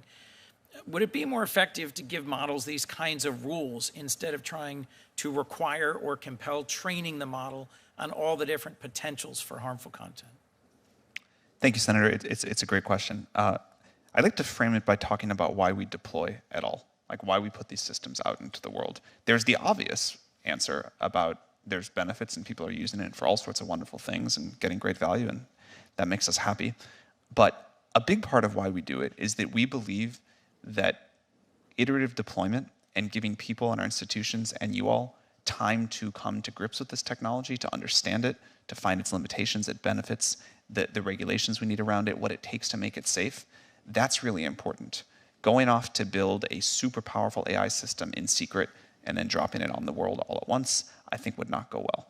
So a big part of our strategy is while these systems are still relatively weak and deeply imperfect, to find ways to get people to have experience with them, to have contact with reality, and to figure out what we need to do to make it safer and better. And that is the only way that I've seen in the history of new technology and products of this magnitude to get to a very good outcome. And so that interaction with the world is very important. Now, of course, before we put something out, it needs to meet a bar of safety. And again, we spent well over 6 months with GPT-4 after we finished training it, going through all of these different things and deciding also what the standards were going to be before we put something out there, trying to find the harms that we knew about, and how to address those. One of the things that's been gratifying to us is even some of our biggest critics have looked at GPT-4 and said, wow, OpenAI made huge progress on. If you could focus briefly on whether or not a constitutional model that gives values would be worth it. I was just about to get there. 2.5 All right, sorry about that. Yeah, I think giving the models values up front is an extremely important set. RLHF is another way of doing that same thing, but somehow or other you are, with synthetic data or human-generated data, you're saying here are the values, here's what I want you to reflect, or here are the wide bounds of everything that society will allow, and then within there you pick as the user, if you want value system over here or value system over there. We think that's very important. There's multiple technical approaches, but we need to give policymakers and the world as a whole the tools to say, here's the values, and implement them. Thank you, Ms. Montgomery. You serve on an AI ethics board of a long-established company that has a lot of experience with AI. I'm really concerned that generative AI technologies can undermine the faith of democratic values and the institutions that we have. The Chinese are insisting that AI, as being developed in China, reinforce the core values of the Chinese Communist Party and the Chinese system. And I'm concerned about how we promote AI that reinforces and strengthens open markets, open societies, and democracy. In your testimony, you're advocating for AI regulation tailored to the specific way the technology is being used, not the underlying technology itself. And the EU is moving ahead with an AI Act which categorizes AI products based on level of risk. You all, in different ways, have said that you view elections and the shaping of election outcomes and disinformation that can influence elections as one of the highest risk cases, one that's entirely predictable. We have attempted, so far unsuccessfully, to regulate social media after the demonstrably harmful impacts of social media on our last several elections. What advice do you have for us about what kind of approach we should follow and whether or not the EU direction is the right one to pursue? Yeah, the conception of the EU AI Act is very consistent with this concept of precision regulation, where you're regulating the use of the technology in context. So absolutely, that approach makes a ton of sense. It's what I advocated for at the onset. Different rules for different risks. So in the case of elections, absolutely, any algorithm being used in that context should be required to have disclosure around the data being used, the performance of the model, anything along those lines is really important. Guardrails need to be in place. And on the point, just come back to the question of whether we need an independent agency. I think we don't want to slow down regulation to address real risks right now, right? So we have existing regulatory authorities in place who have been clear that they have the ability to regulate in their respective domains. A lot of the issues we're talking about today span multiple domains, elections and the like. So, if I could, I'll just assert that those existing regulatory bodies and authorities are under-resourced and lack many of the statutory and regulatory powers that they need. Correct. We have failed to deliver on data privacy, even though industry has been asking us to regulate data privacy. If I might, Mr. Marcus, I'm interested also what international bodies are best positioned to convene multilateral discussions to promote responsible standards. We've talked about a model being CERN and nuclear energy. I'm concerned about proliferation and non-proliferation. We've also talked, I would suggest that the IPCC, a UN body, helped at least provide a scientific baseline of what's happening in climate change so that even though we may disagree about strategies, globally we've come to a common understanding of what's happening and what should be the direction of intervention. I'd be interested, Mr. Marcus, if you could just give us your thoughts on who's the right body internationally to convene a conversation and one that could also reflect our values? I'm still feeling my way on that issue. I think global politics is not my specialty. I'm an AI researcher, but I have moved towards policy in recent months, really, because of my great concern about all of these risks. I think certainly the UN, UNESCO, and has its guidelines, should be involved and at the table, and maybe things work under them and maybe they don't, but they should have a strong voice and help to develop this. The OECD has also been thinking greatly about this. A number of organizations have internationally. I don't feel like I personally am qualified to say exactly what the right model is there. Well, thank you. I think we need to pursue this both at the national level and the international level. I'm the chair of the IP subcommittee of the Judiciary Committee. In June and July, we will be having hearings on the impact of AI on patents and copyrights. You can already tell from the questions of others, there will be a lot of interest. I look forward to following up with you about that topic. I know, Mr. Chairman, I look forward to helping as much as possible. Thank you very much. Thanks, Senator Coons. Senator Kennedy.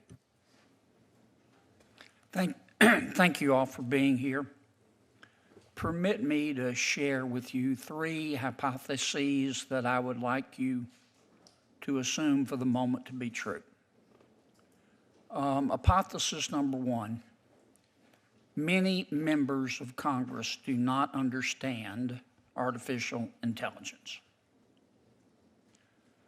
Hypothesis number 2, that absence of understanding may not prevent Congress from plunging in with enthusiasm and trying to regulate this technology in a way that could hurt this technology. Hypothesis number 3 that I would like you to assume. There is likely a berserk wing of the artificial intelligence community that intentionally or unintentionally could use artificial intelligence to kill all of us and hurt us the entire time that we are dying. Assume all of those to be true. Please tell me in plain English 2 or 3 reforms, regulations, if any, that you would implement if you were queen or king for a day. Ms. Montgomery. I think it comes back again to transparency and explainability in AI. We absolutely need to know and have companies attest. What do you mean by transparency? So disclosure of the data that's used to train AI, disclosure of the model and how it performs, and making sure that there's continuous governance over these models, that we are the leading edge in terms Governance of that by regulation. whom? Technology governance, organizational governance, rules and clarification that are needed that this Which rules? Congress. I mean, this is your chance, folks, to tell us how to get this right. Please use it. Right. I mean, I think, again, the rules should be focused on the use of AI in certain contexts. So if you look at, for example, Such as? So if you look at the EU AI Act, it has certain uses of AI that it says are just simply too dangerous and will be outlawed in the Okay, in the so EU. we ought to first pass a law that says you can use AI for these uses but not others. Is that what you're saying? We need to define the highest risk uses Is of AI. there anything else? And then, of course, requiring things like impact assessments and transparency, requiring companies to show their work, protecting data that's used to train AI in the first place as well. All right. Professor Marcus, if you could be specific, this is your shot, man. Talk in plain English and tell me what, if any, rules we ought to implement. And No. please don't just use concepts. I'm looking for specificity. Number 1, a safety review like we use with the FDA prior to widespread deployment. If you're going to introduce something to 100 million people, somebody has to have their eyeballs on it. There you go. Okay, that's a good one. Number- Not sure I agree with it, but that's a good one. What else? You didn't ask for 3 that you would agree with. Number 2, a nimble monitoring agency to follow what's going on, not just pre-review, but also post as things are out there in the world, with authority to call things back, which we've discussed today. And number 3 would be funding geared towards things like AI constitution, AI that can reason about what it's doing. I would not leave things entirely to current technology, which I think is poor at behaving in ethical fashion and behaving in honest fashion. And so I would have funding to try to basically focus on AI safety research. That term has a lot of complications in my field. There's both safety, let's say, short-term and long-term, and I think we need to look at both. And rather than just funding models to be bigger, which is the popular thing to do, we need to fund models to be more trustworthy. Because I want to hear from Mr. Altman. Mr. Altman, here's your shot. Thank you, Senator. Number one, I would form a new agency that licenses any effort above a certain scale of capabilities and can take that license away and ensure compliance with safety standards.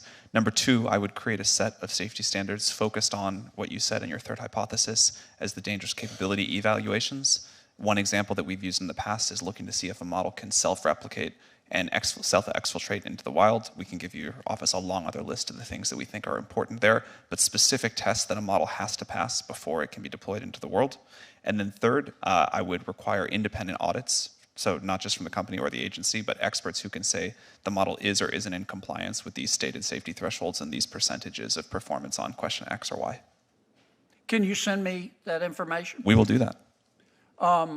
Would you be qualified to if we promulgated those rules, to administer those rules? I love my current job. Cool. Are there people out there that would be qualified? We'd be happy to send you recommendations for people out there, yes. Okay. Make a lot of money, do you? No, I'm paid enough for health insurance. I have no equity in OpenAI. Really? Yeah. That's interesting. You need a lawyer. I need a what? You need a lawyer or an agent. I'm doing this because I love it. Thank you, Mr. Chairman. Thanks, Senator Kennedy. Senator Hirono. Thank you, Mr. Chairman. Listening to all of you testifying, thank you very much for being here. Clearly, AI truly is a game-changing tool, and we need to get the regulation of this tool right, because my staff, for example, asked AI, it might have been GPT-4, it might have been, I don't know, one of the other entities, to create a song that my favorite band, BTS, a song that they would sing, somebody else's song, but neither of the artists were involved in creating what sounded like a really genuine song. So you can do a lot. We also asked, can there be a speech created talking about the Supreme Court decision in Dobbs and the chaos that it created using my voice, my kind of voice, and it created a speech that was really good. It almost made me think about, what do I need my staff for? So don't worry, that's not where we Nervous laughter behind you. Their jobs are safe. But there's so much that can be done. And one of the things that you mentioned, Mr. Altman, that intrigued me was you said GPT-4 can refuse harmful requests. So you must have put some thought into how your system, if I can call it that, can refuse harmful requests. What do you consider a harmful request? You can just keep it short. Yeah. I'll give a few examples. One would be about violent content. Another would be about content that's encouraging self-harm. Another is adult content. Not that we think adult content is inherently harmful, but there's things that could be associated with that we cannot reliably enough differentiate, so we refuse all of it. So those are some of the more obvious harmful kinds of information. But in the election context, for example, I saw a picture of former President Trump being arrested by NYPD, and that went viral. I don't know, is that considered harmful? I've seen all kinds of statements attributed to any one of us that could be put out there that may not rise to your level of harmful content, but there you have it. So two of you said that we should have a licensing scheme. I can't envision or imagine right now what kind of a licensing scheme we would be able to create to pretty much regulate the vastness of this game-changing tool. So Are you thinking of an FTC kind of a system, an FCC kind of a system?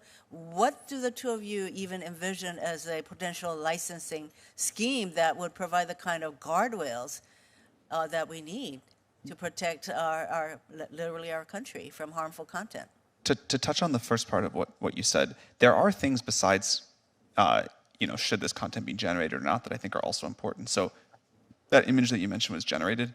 I think it'd be a great policy to say generated images need to be made clear in all contexts that they were generated. And, then we still have the image out there, but we're at least requiring people to say this was a generated image. Okay, well, you don't need an entire licensing scheme in order to make that a reality. Where I think the licensing scheme comes in is not for what these models are capable of today, because as you pointed out, you don't need a new licensing agency to do that. But as we head, and this may take a long time, I'm not sure, as we head towards artificial general intelligence, and the impact that will have, and the power of that technology, I think we need to treat that as seriously as we treat other very powerful technologies, and that's where I personally think we need such a scheme. I agree, and that is why by the time we're talking about AGI, we're talking about major harms that can occur through the use of AGI. So, Professor Marcus, what kind of a regulatory scheme would you envision? And we can't just come up with something, that is going to be take care of the issues that will arise in the future, especially with AGI. So, what kind of a scheme would you contemplate?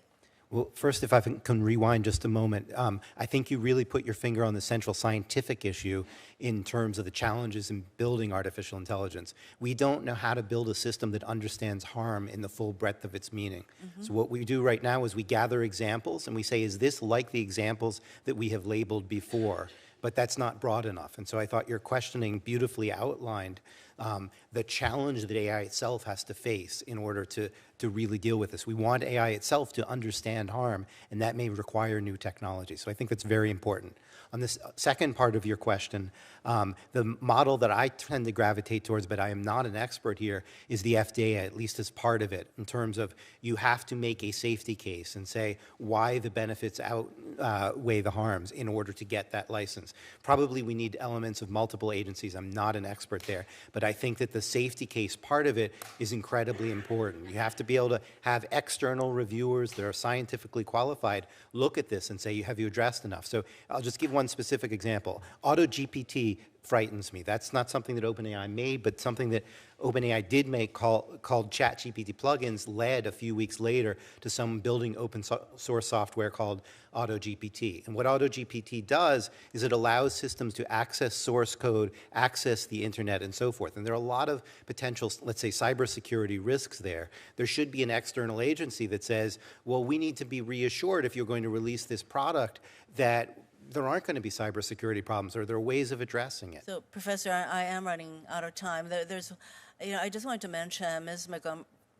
Montgomery, your model is a use model similar to what the EU has come up with, but the vastness of AI and the complexities involved, I think, would require more than looking at the use of it. I think that, based on what I'm hearing today, don't you think that we're probably going to need to do a heck of a lot more than to focus on what use it is AI is being used for. For example, you can ask AI to come up with a funny joke or something, but you can ask the same AI tool to generate something that is like an election fraud kind of a situation. So I don't know how you will make a determination based on where you're going with the use model, how to distinguish those kinds of uses of this tool.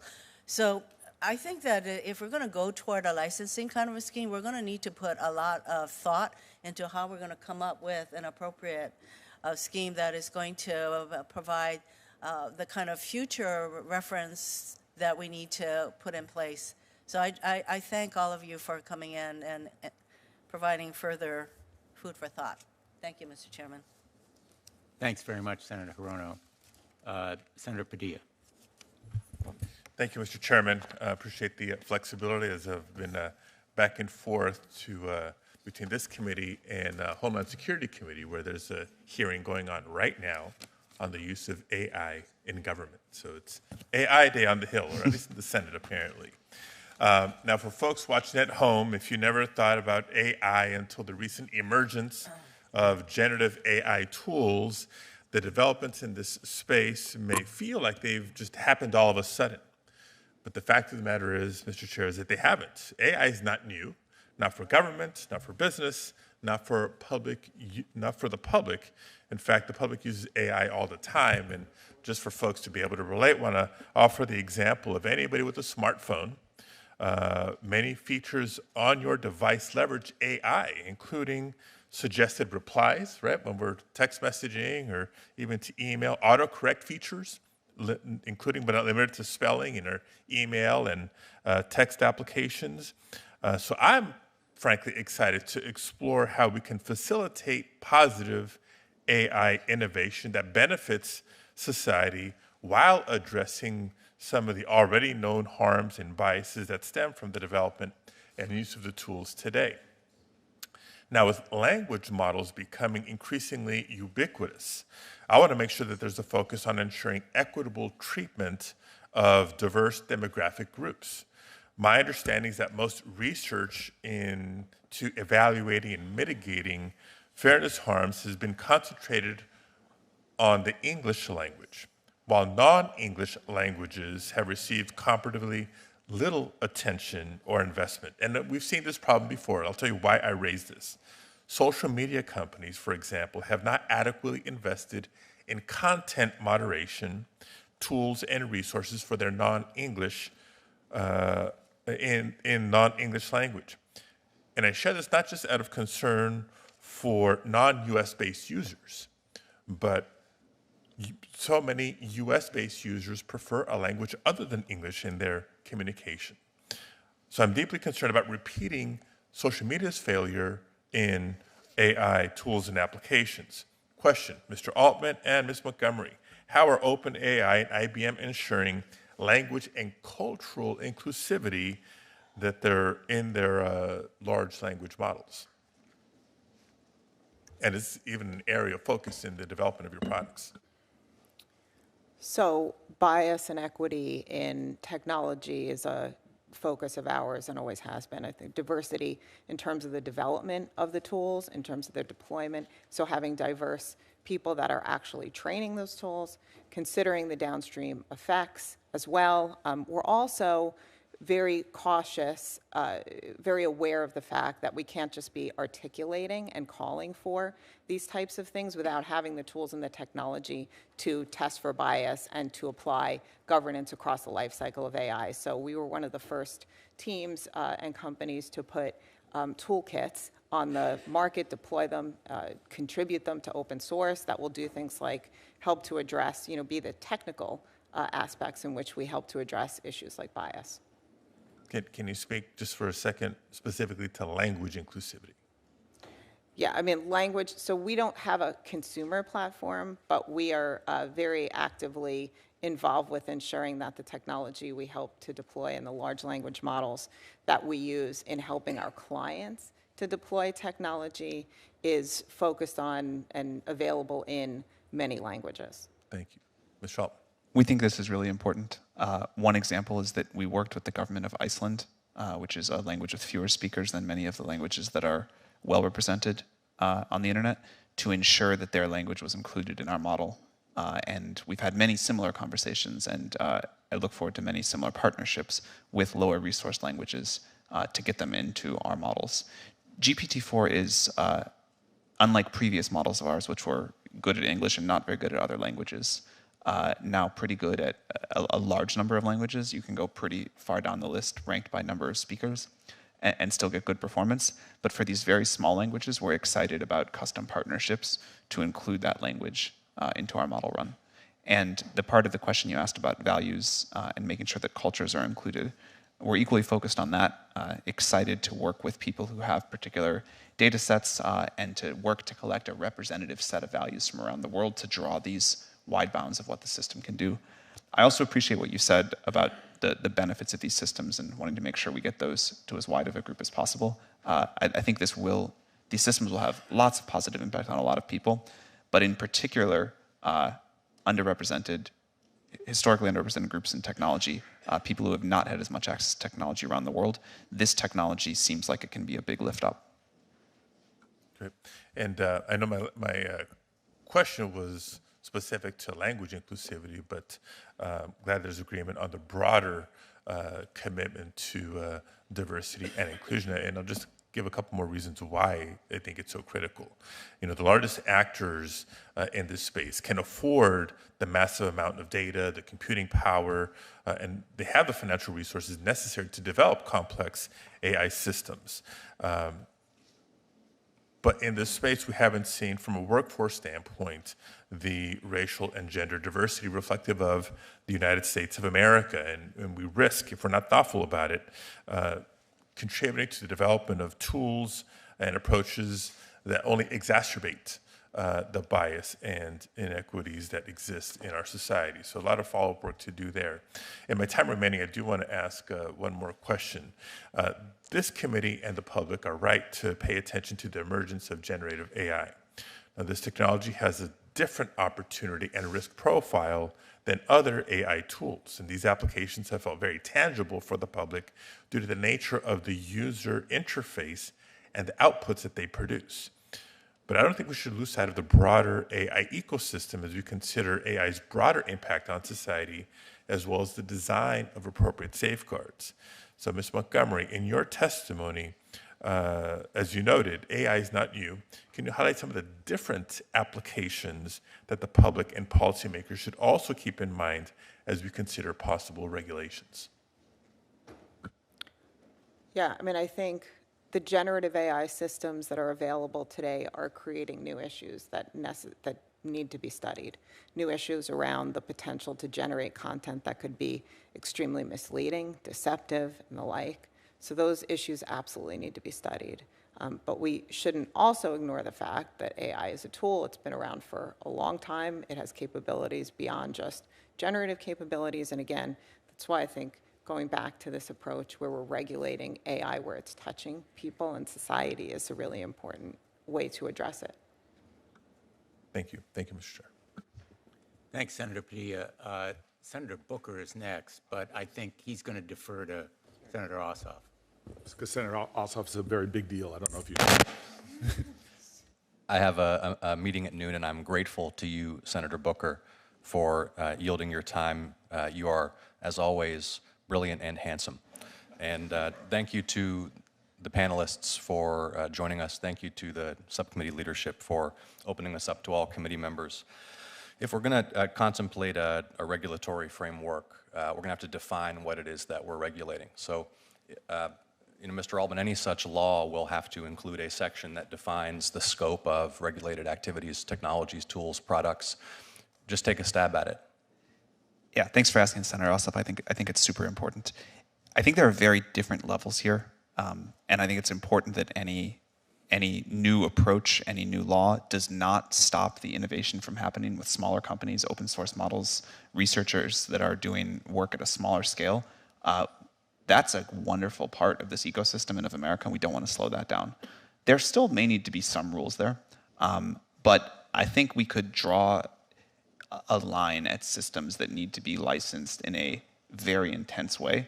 The easiest way to do it, I'm not sure if it's the best, but the easiest would be to talk about the amount of compute that goes into such a model.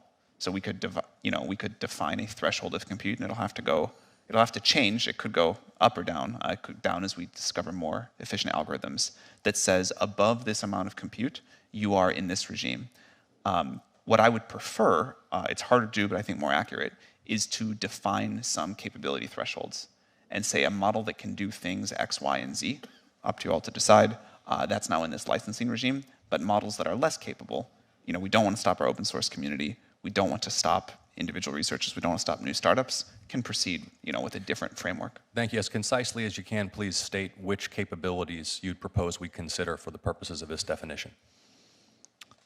I would love, rather than to do that off the cuff, to follow up with your office with like a well, perhaps opine things. Opine, understanding that you're just responding and you're not making law. All right. In the spirit of just opining, I think a model that can persuade, manipulate, influence a person's behavior or a person's beliefs, that would be a good threshold. I think a model that could help create novel biological agents would be a great threshold. Things like that. I want to talk about the predictive capabilities of the technology, and we're going to have to think about a lot of very complicated constitutional questions that arise from it.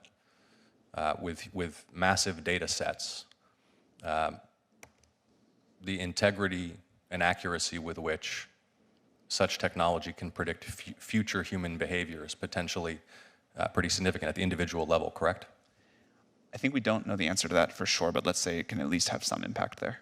Okay, so we may be confronted by situations where, for example, a law enforcement agency deploying such technology seeks some kind of judicial consent to execute a search or to take some other police action on the basis of a modeled prediction about some individual's behavior. But that's very different from the kind of evidentiary predicate that normally police would take to a judge in order to get a warrant. Talk me through how you're thinking about that issue. Yeah, I think it's very important that we continue to understand that these are tools that humans use to make human judgments and that we don't take away human judgment. I don't think that people should be prosecuted based off of the output of an AI system, for example. We have no national privacy law. Europe has rolled one out to mixed reviews. Do you think we need one? I think it'd be good. And what would be the qualities or purposes of such a law that you think would make the most sense based on your experience? Again, this is very far out of my area of expertise. I think there's many, many people that are privacy experts that could weigh in on what a law needs. I'd still like you to weigh in. I mean, I think a minimum is that users should be able to sort of opt out from having their data used by companies like ours or the social media companies. It should be easy to delete your data. I think but the thing that I think is important from my perspective running an AI company is that if you don't want your data used for training these systems, you have the right to do that. So let's think about how that would be practically implemented. I mean, as I understand it, your tool and certainly similar tools, one of the inputs will be scraping, for lack of a better word, data off of the open web, right, as a low-cost way of gathering information. And there's a vast amount of information out there about all of us. How would such a restriction on the access or use or analysis of such data be practically implemented? So I was speaking about something a little bit different, which is the data that someone generates, the questions they ask our system, things that they input there, training on that. Data that's on the public web that's accessible, even if we don't train on that, the models can certainly link out to it. So that was not what I was referring to. I think that there's ways to have your data, or there should be more ways to have your data taken down from the public web, but certainly models with web browsing capabilities will be able to search the web and link out to it. When you think about implementing a safety or a regulatory regime to constrain such software and to mitigate some risk, is your view that the federal government would make laws such that certain capabilities or functionalities themselves are forbidden in potential? In other words, one cannot deploy or execute code capable of X? Yes. Or is it the act itself X only when actually executed? Well, I think both. I'm a believer in defense in depth. I think that there should be limits on what a deployed model is capable of and then what it actually does too. How are you thinking about how kids use your product? You have to be 18 or up or have your parents' permission at 13 and up to use a product, but we understand that people get around those safeguards all the time, and so what we try to do is just design a safe product. And there are decisions that we make that we would allow if we knew only adults were using it, that we just don't allow in the product because we know children will use it some way or other too. In particular, given how much these systems are being used in education, we want to be aware that that's happening. I think and Senator Blumenthal has done extensive work investigating this. What we've seen repeatedly is that companies whose revenues depend upon volume of use, screen time, intensity of use, design these systems in order to maximize the engagement of all users, including children, with perverse results in many cases. And what I would humbly advise you is that you get way ahead of this issue. The safety for children of your product. Or I think you're going to find that Senator Blumenthal, Senator Hawley, others on the subcommittee, and I will look very harshly on the deployment of technology that harms children. We couldn't agree more. I think we're out of time, but I'm happy to talk about that if I can respond. Go ahead. Well, it's up to the chairman. Okay. First of all, I think we try to design systems that do not maximize for engagement. In fact, we're so short on GPUs, the less people use our products, the better. But we're not an advertising-based model. We're not trying to get people to use it more and more. And I think that's a different shape than ad-supported social media. Second, these systems do have the capability to influence in obvious and in very nuanced ways. And I think that's particularly important for the safety of children, but that will impact all of us. One of the things that we'll do ourselves, regulation or not, but I think a regulatory approach would be good for also, is requirements about how the values of these systems are set and how these systems respond to questions that can cause influence. So we'd love to partner with you. Couldn't agree more on the importance. Thank you. Mr. Chairman, for the record, I just want to say that the senator from Georgia is also very handsome and brilliant, too. but I will allow that comment to stand without objection. Without objection, okay. Mr. Chairman and Senator Ranking Member, Booker, you are now recognized. Thank you very much. Thank you. It's nice that we finally got down to the ball guys down here at the end. I just want to thank you both. This has been one of the best hearings I've had this Congress, and just a testimony to you two as seeing the challenges and the opportunities that AI presents. So I appreciate you both. I want to just jump in. I think very broadly, and then I'll get a little more narrow. Sam, you said very broadly, technology has been moving like this, and a lot of people have been talking about regulation. And so I use the example of the automobile. What an extraordinary piece of technology. I mean, New York City did not know what to do with horse manure. They were having crises, forming commissions, and the automobile comes along, ends that problem. But at the same time, we have tens of thousands of people dying on highways every day. We have emissions crises and the like. There are multiple federal agencies that were created or are specifically focused on regulating cars. And so this idea that this equally transforming technology is coming, and for Congress to do nothing, which is not what anybody here is calling for, little or nothing is obviously unacceptable. I really appreciate Senator Welch and I, who've been going back and forth during this hearing, and him and Bennett have a bill talking about trying to regulate in this space. Not doing so for social media has been, I think, very destructive and allowed a lot of things to go on that are really causing a lot of harm. And so the question is what kind of regulation? You all have spoken to that to a lot of my colleagues. And I want to say, Ms. Montgomery, and I have to give full disclosure, I'm the child of two IBM parents, but you talked about defining the highest risk uses. We don't know all of them. We really don't. We can't see where this is going. Regulating at the point of risk, and you sort of called not for an agency, and I think when somebody else asks you to specify, because you don't want to slow things down, we should build on what we have in place.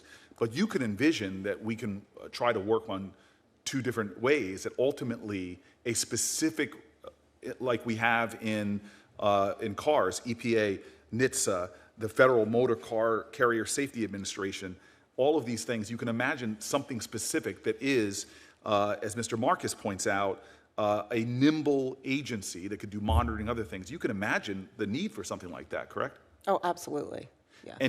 And so, just for the record then, in addition to trying to regulate with what we have now, you would encourage Congress and my colleague, Senator Welch, to move forward in trying to figure out the right tailored agency to deal with what we know and perhaps things that might come up in the future.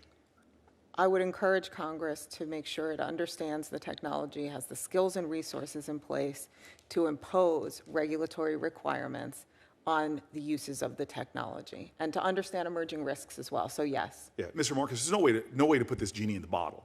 Globally, it's exploding. I appreciate your thoughts, and I shared some with my staff about your ideas of what the international context is. But there's no way to stop this moving forward.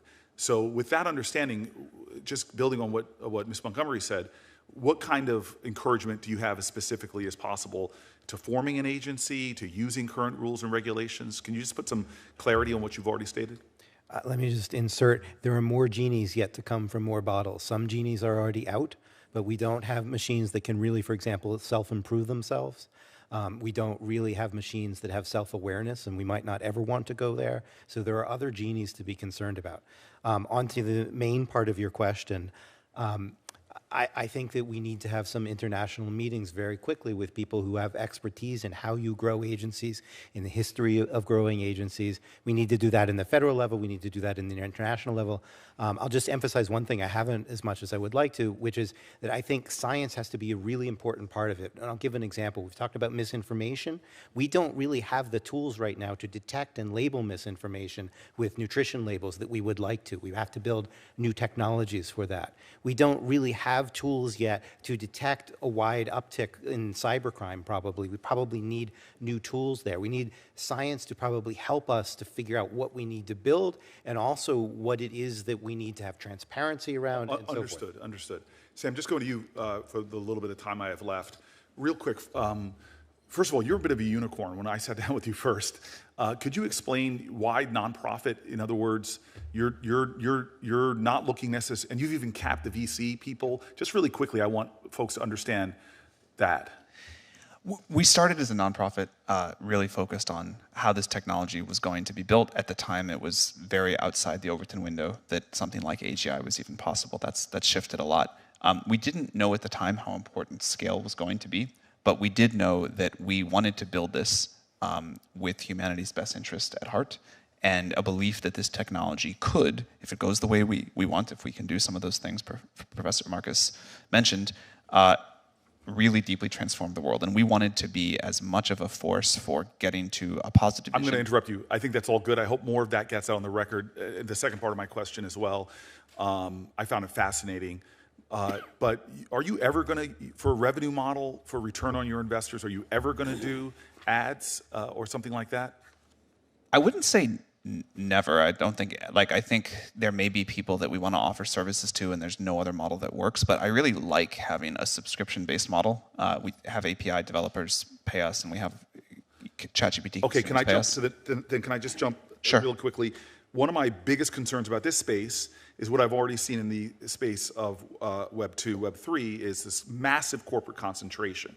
It is really terrifying to see how few companies now control and affect the lives of so many of us. And these companies are getting bigger and more powerful. And I see, OpenAI backed by Microsoft, Anthropic is backed by Google. Google has its own in-house product, So I'm really worried about that.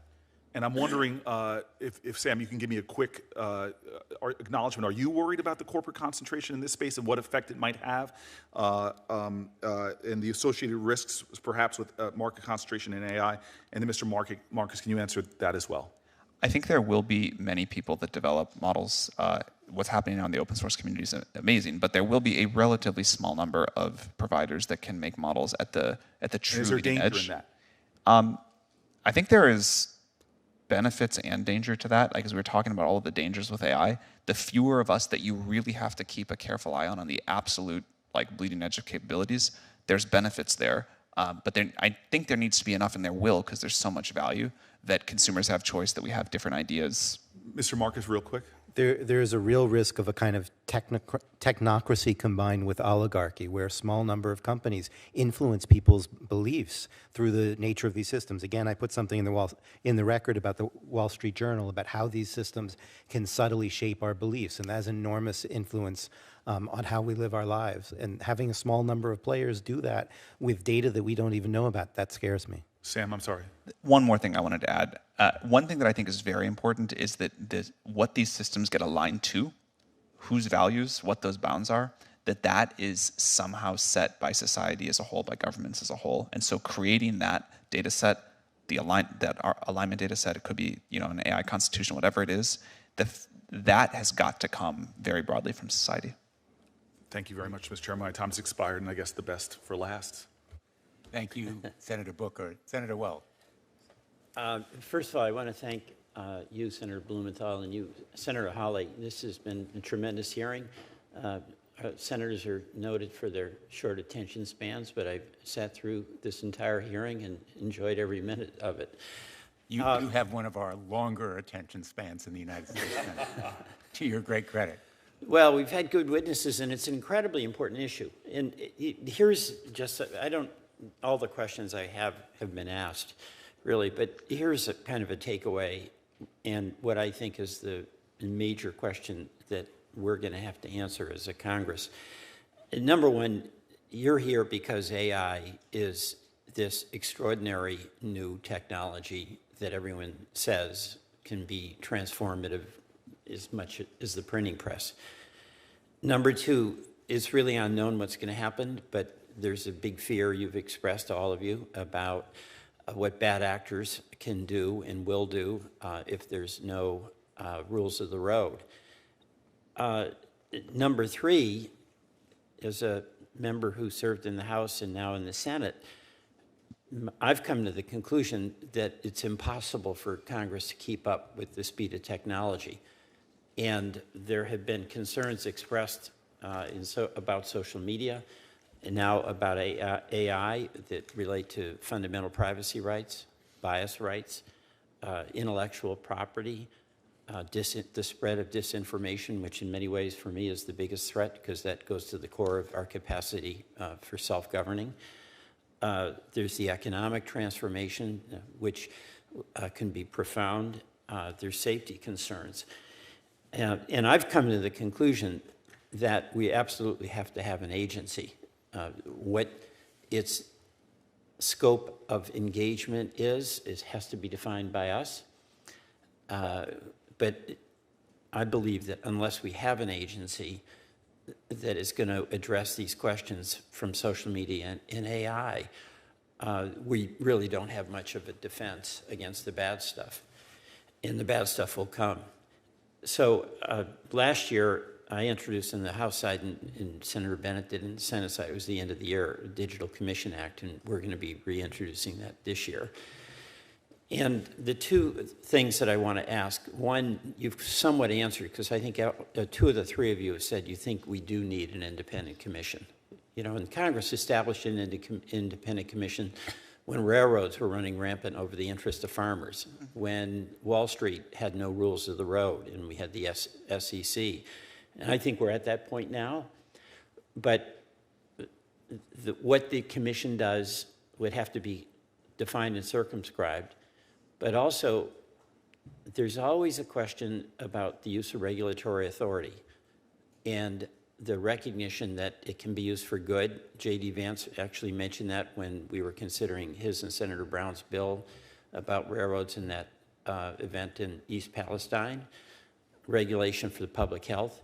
But there's also a legitimate concern about regulation getting in the way of things, being too cumbersome, and being a negative influence. So, two of the three of you have said you think we do need an agency. What are some of the perils of an agency that we would have to be mindful of in order to make certain that its goals of protecting many of those interests I just mentioned, privacy, bias, intellectual property, disinformation, would be the winners and not the losers? And I'll start with you, Mr. Altman. Thank you, Senator. One, I think America has got to continue to lead. This happened in America. I'm very proud that it happened in America. By the way, I think that's right, and that's why I'd be much more confident if we had our agency as opposed to got involved in international discussions. Ultimately, you want the rules of the road, but I think if we lead and get rules of the road that work for us, that is probably a more effective way to proceed. I personally believe there's a way to do both, and I think it is important to have the global view on this because this technology will impact Americans and all of us wherever it's developed. But I think we want America to lead. We want. So get to the perils issue, though, because I know. Well, that's one. I mean, that is a peril, right? which is you slow down American industry in such a way that China or somebody else makes faster progress. A second, and I think this can happen with the regulatory pressure should be on us. It should be on Google. It should be on the other small set of people in the lead the most. We don't want to slow down smaller startups. We don't want to slow down open source efforts. We still need them to comply with things. You can still cause great harm with a smaller model, but leaving the room and the space for new ideas and new companies and independent researchers to do their work, and not putting a regulatory burden that, say, a company like us could handle, but a smaller one couldn't. I think that's another peril, and it's clearly a way that regulation has gone. Okay. Mr. Marcus, or Professor Marcus? The other obvious peril is regulatory capture. If we make it appear as if we are doing something, but it's more like greenwashing and nothing really happens, we just keep out the little players because we put so much burden that only the big players can do it. So there are also those kinds of perils. I fully agree with everything that Mr. Altman said, and I would add that to the list. Okay. Ms. Montgomery? One of the things I would add to the list is the risk of not holding companies accountable for the harms that they're causing today. Right, so we talk about misinformation in electoral systems. So no agency or no agency, we need to hold companies responsible today and accountable for AI that they're deploying that disseminates misinformation on things like elections and where the risk. You know, a regulatory agency would do a lot of the things that Senator Graham was talking about. You know, you don't build a nuclear reactor without getting a license. You don't build an AI system without getting a license that gets tested independently. I think it's a great analogy. Right. We need both pre-deployment and post-deployment. Okay. Thank you all very much. I yield back, Mr. Chairman. Thanks, Senator Wells. Let me ask a few more questions. You've all been very, very patient, and the turnout today, which is beyond our subcommittee, I think reflects both your value in what you're contributing as well as the interest in this topic. There are a number of subjects that we haven't covered at all. One was just alluded to by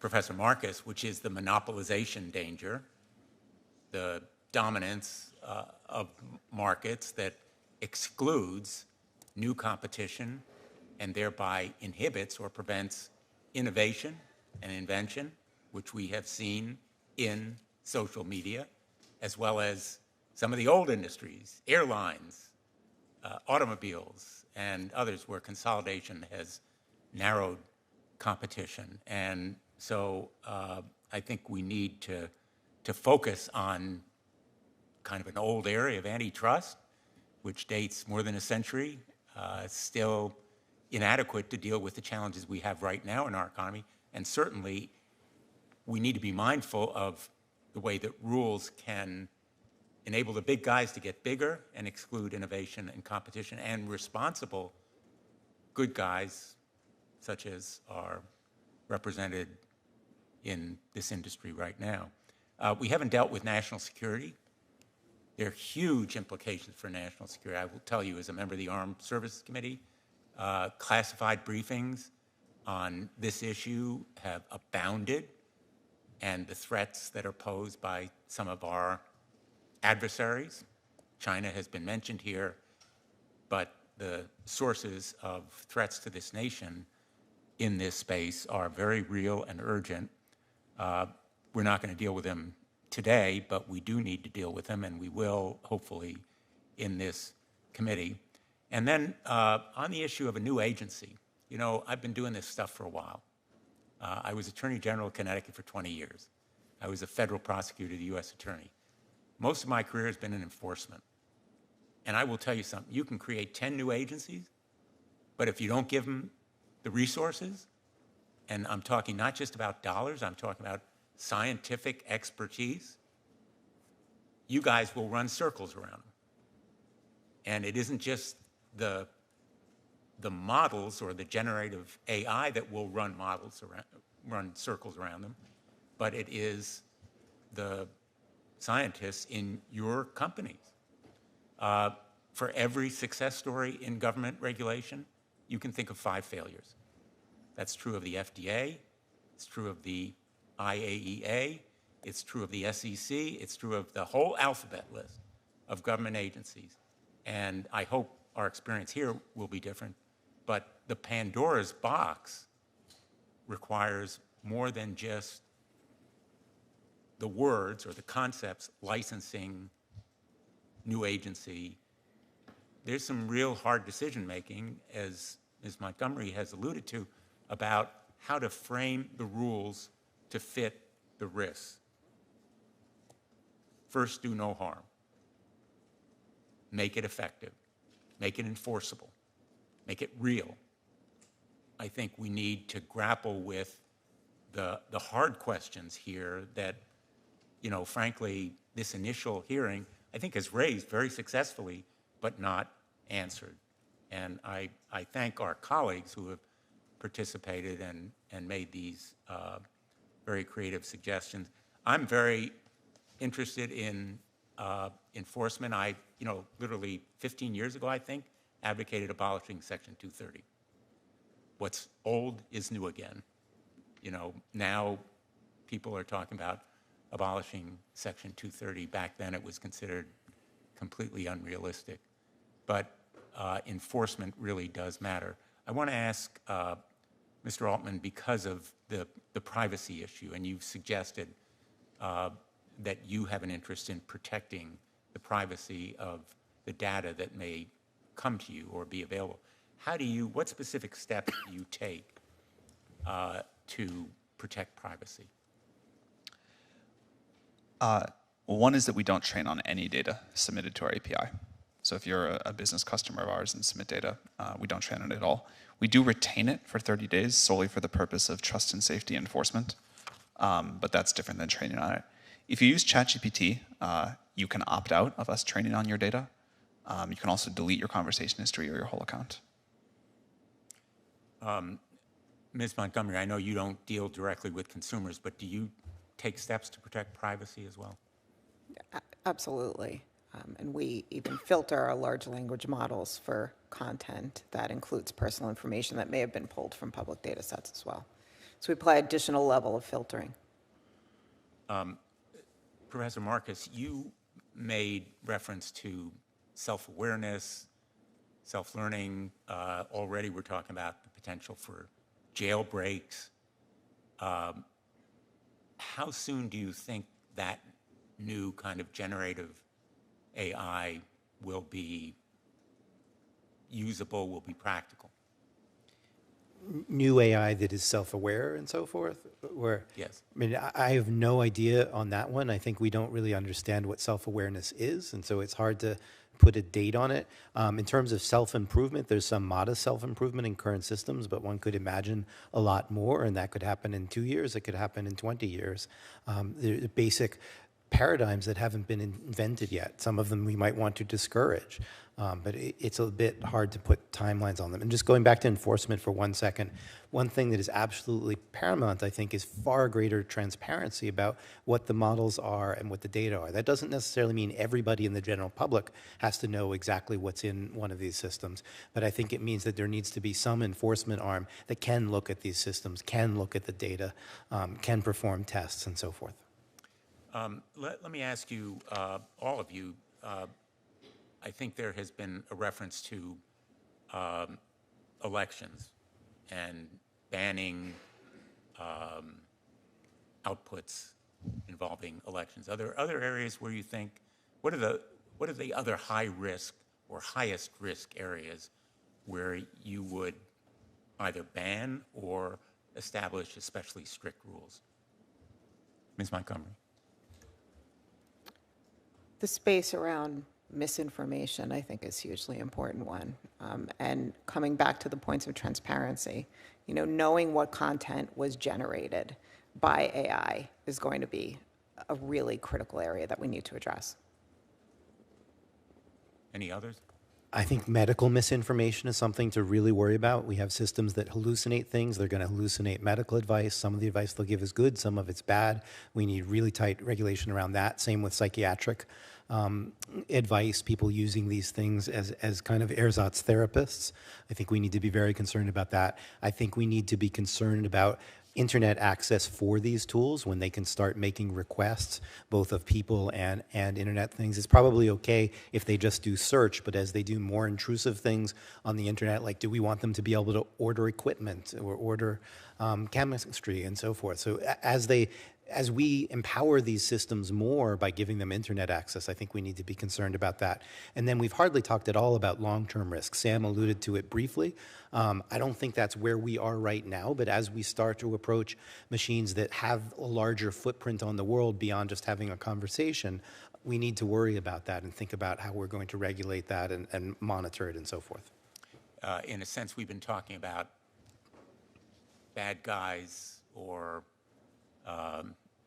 certain bad actors manipulating AI to do harm. Manipulating people. And manipulating people, but also generative AI can manipulate the manipulators.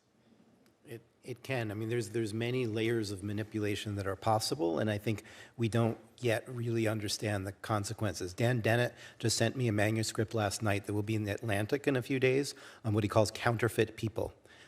It's a wonderful metaphor. These systems are almost like counterfeit people, and we don't really honestly understand what the consequence of that is. They're not perfectly human-like yet, but they're good enough to fool a lot of the people a lot of the time, and that introduces lots of problems, for example, cybercrime and how people might try to manipulate markets and so forth. So it's a serious concern.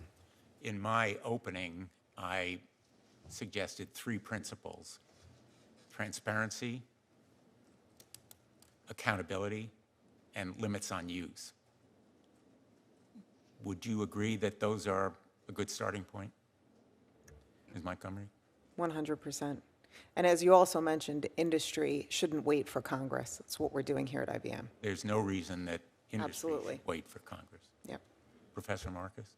I think those 3 would be a great start. I mean, there are things like the White House Bill of Rights, for example, that show, I think, a large consensus, the UNESCO guidelines and so forth, show a large consensus around what it is we need. And the real question is definitely now, how are we going to put some teeth in it, try to make these things actually enforce? So, for example, we don't have transparency yet.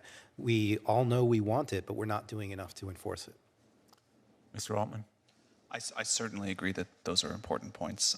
I would add that, and Professor Marcus touched on this, I would add that as we spent most of the time today on current risks, and I think that's appropriate, and I'm very glad we have done it, as these systems do become more capable, and I'm not sure how far away that is, but maybe not super far, I think it's important that we also spend time talking about how we're going to confront those challenges.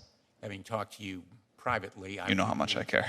I agree that you care deeply and intensely, but also that prospect of increased danger or risk resulting from even more complex and capable AI mechanisms certainly may be closer than a lot of people appreciate. Let me just add for the record that I'm sitting next to Sam, closer than I've ever sat to him except once before in my life, and that his sincerity in talking about those fears is very apparent physically in a way that just doesn't communicate on the television screen, but communicates from here. Thank you. Senator Hawley? Thank you again, Mr. Chairman, for a great hearing. Thanks to the witnesses. So I've been keeping a little list here of the potential downsides or harms, risks of generative AI, even in its current form. Let's just run through it. Loss of jobs. And this isn't speculative. I think your company, Ms. Montgomery, has announced that it's potentially laying off 7,800 people, a third of your non-consumer facing workforce because of AI. So loss of jobs, invasion of privacy, personal privacy, on a scale we've never before seen, manipulation of personal behavior, manipulation of personal opinions, and potentially the degradation of free elections in America. Did I miss anything? I mean, this is quite a list. I noticed that an eclectic group of about 1,000 technology and AI leaders, everybody from Andrew Yang to Elon Musk, recently called for a 6-month moratorium on any further AI development. Were they right? Do you join those calls? Are they right to do that? Should we pause for 6 months? Your characterization is not quite correct. I actually signed that letter. About 27,000 people signed it. It did not call for a ban on all AI research. It only called, nor on all AI, but only on a very specific thing, which would be systems like GPT-5. Every other piece of research that's ever been done, it was actually supportive or neutral about, and it specifically called for more research on trustworthy and safe AI. So you think that we should take a moratorium, a 6-month moratorium or more on anything beyond Chat GPT-4? I took the letter. What is the famous phrase? Spiritually, not literally. What was the famous phrase? Well, I'm asking for your opinion now, though. So do you endorse my the 6-month opinion is moratorium? that the moratorium that we should focus on is actually deployment until we have good safety cases. I don't know that we need to pause that particular project, but I do think its emphasis on focusing more on AI safety, on trustworthy, reliable AI, is exactly right. Deployment means not making it available to the public? Yeah, so, You'd pause that? my concern is about things that are deployed at a scale of, let's say, 100 million people without any external review. I think that we should think very carefully about doing that. What about you, Mr. Altman? Do you agree with that? Would you pause any further development for 6 months or longer? So first of all, after we finished training GPT-4, we waited more than 6 months to deploy it. We are not currently training what will be GPT-5. We don't have plans to do it in the next 6 months. But I think the frame of the letter is wrong. What matters is audits, red teaming, safety standards that a model needs to pass before training. If we pause for 6 months, then I'm not sure what we do then. Do we pause for another 6? Do we kind of come up with some rules then? The standards that we have developed and that we've used for GPT-4 deployment, we want to build on those, but we think that's the right direction, not a calendar clock pause. There may be times, I expect there will be times, when we find something that we don't understand and we really do need to take a pause, but we don't see that yet. Never mind all the benefits. You don't see what yet? You're comfortable with all of the potential ramifications from the current existing technology? I'm sorry, we don't see the reasons to not train a new one. For deploying, as I mentioned, I think there's all sorts of risky behavior and there's limits we put. We have to pull things back sometimes, add new ones. I meant we don't see something that would stop us from training the next model, where we'd be so worried that we'd create something dangerous, even in that process, let alone the deployment. But that may happen. What about you, Ms. Montgomery? I think we need to use the time to prioritize ethics and responsible technology as opposed to pausing development.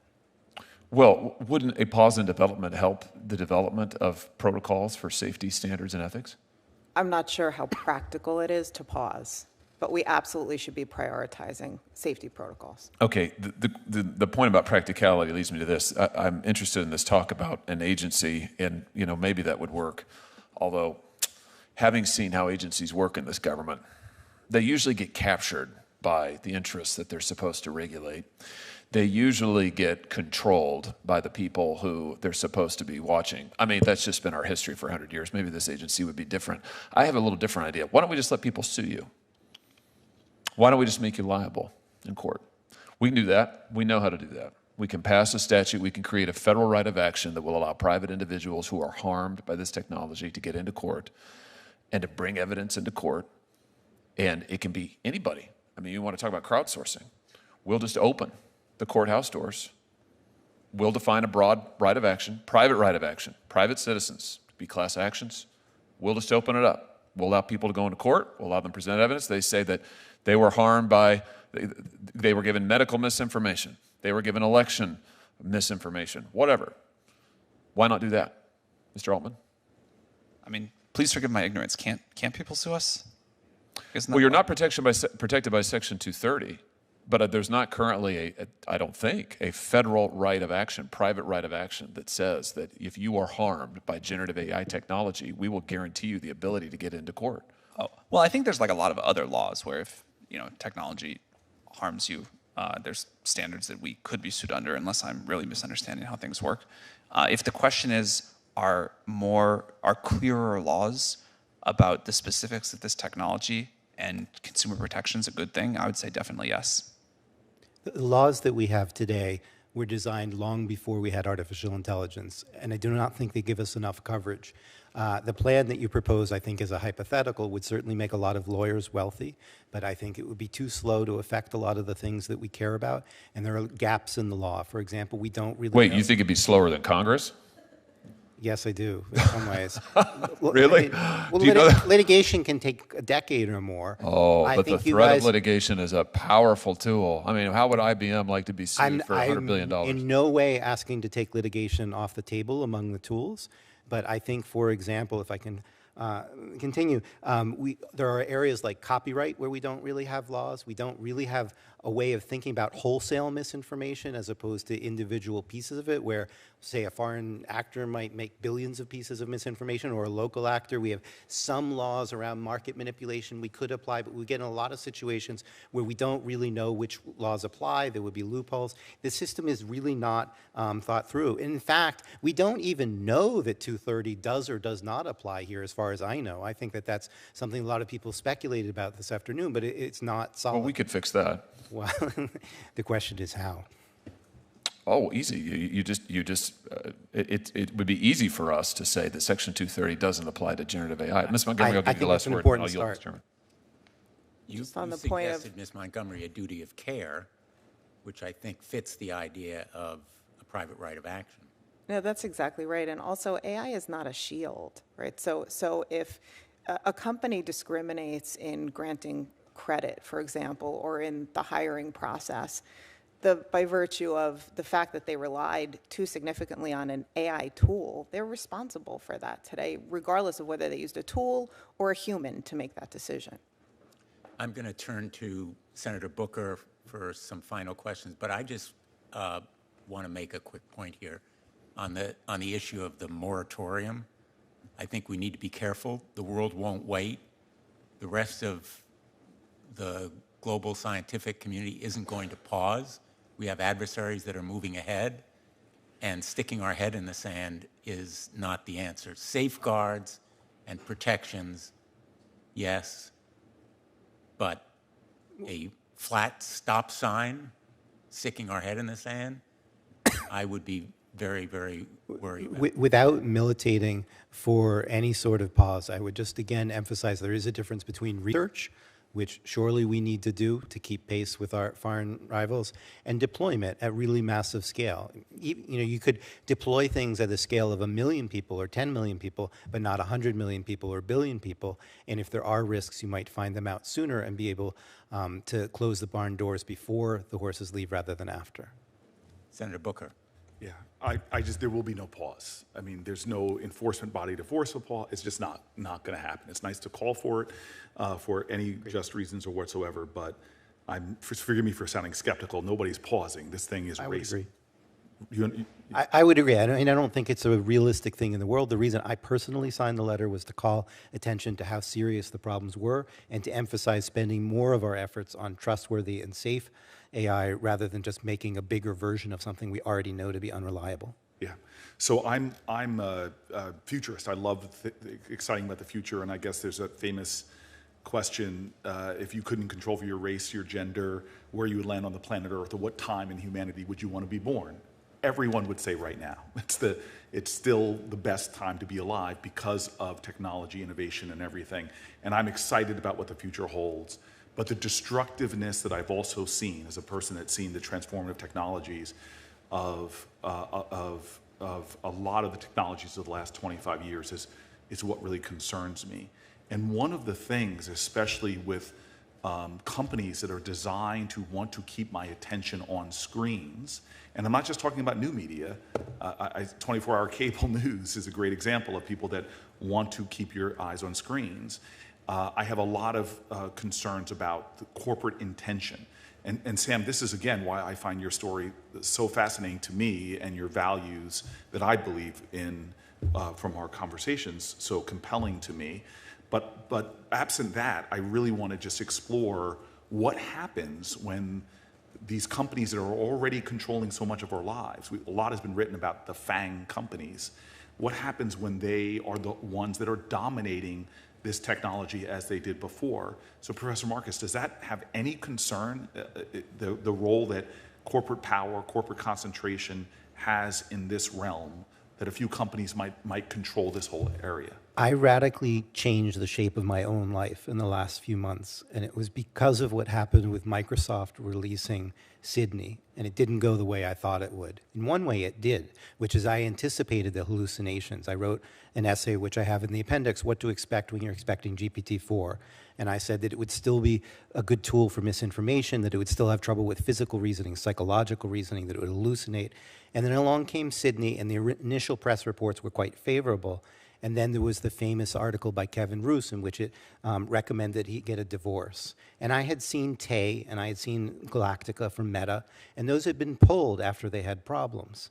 And Sydney clearly had problems. What I would have done, had I run Microsoft, which clearly I do not, would have been to temporarily withdraw it from the market. And they didn't.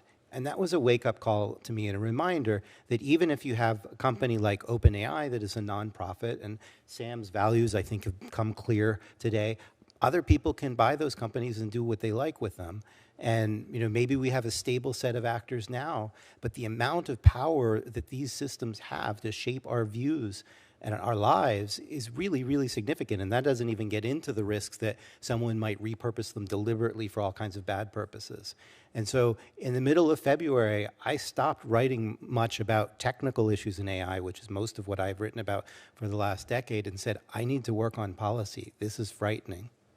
And Sam, I want to give you an opportunity as my sort of last question or so. Don't you have concerns about? I mean, I graduated from Stanford. I know so many of the players in the Valley, from VC folks, angel folks, to a lot of founders of companies that we all know. Do you have some concern about a few players with extraordinary resources and power to influence Washington? I mean, I see us. I'm a big believer in the free market, but the reason why I walk into a bodega and a Twinkie is cheaper than an apple, or a Happy Meal costs less than a bucket of salad, is because of the way the government tips the scales to pick winners and losers. So the free market is not what it should be when you have large corporate power that can even influence the game here. Do you have some concerns about that in this next era of technological innovation? Yeah, I mean, again, that's so much of why we started OpenAI. We have huge concerns about that. I think it's important to democratize the inputs to these systems, the values that we're going to align to. And I think it's also important to give people wide use of these tools. When we started the API strategy, which is a big part of how we make our systems available for anyone to use, there was a huge amount of skepticism over that, and it does come with challenges, that's for sure. But we think putting this in the hands of a lot of people and not in the hands of a few companies is really quite important. And we are seeing the resultant innovation boom from that. But it is absolutely true that the number of companies that can train the true frontier models is going to be small just because of the resources required. And so I think there needs to be incredible scrutiny on us and our competitors. I think there is a rich and exciting industry happening of incredibly good research and new startups that are not just using our models, but creating their own.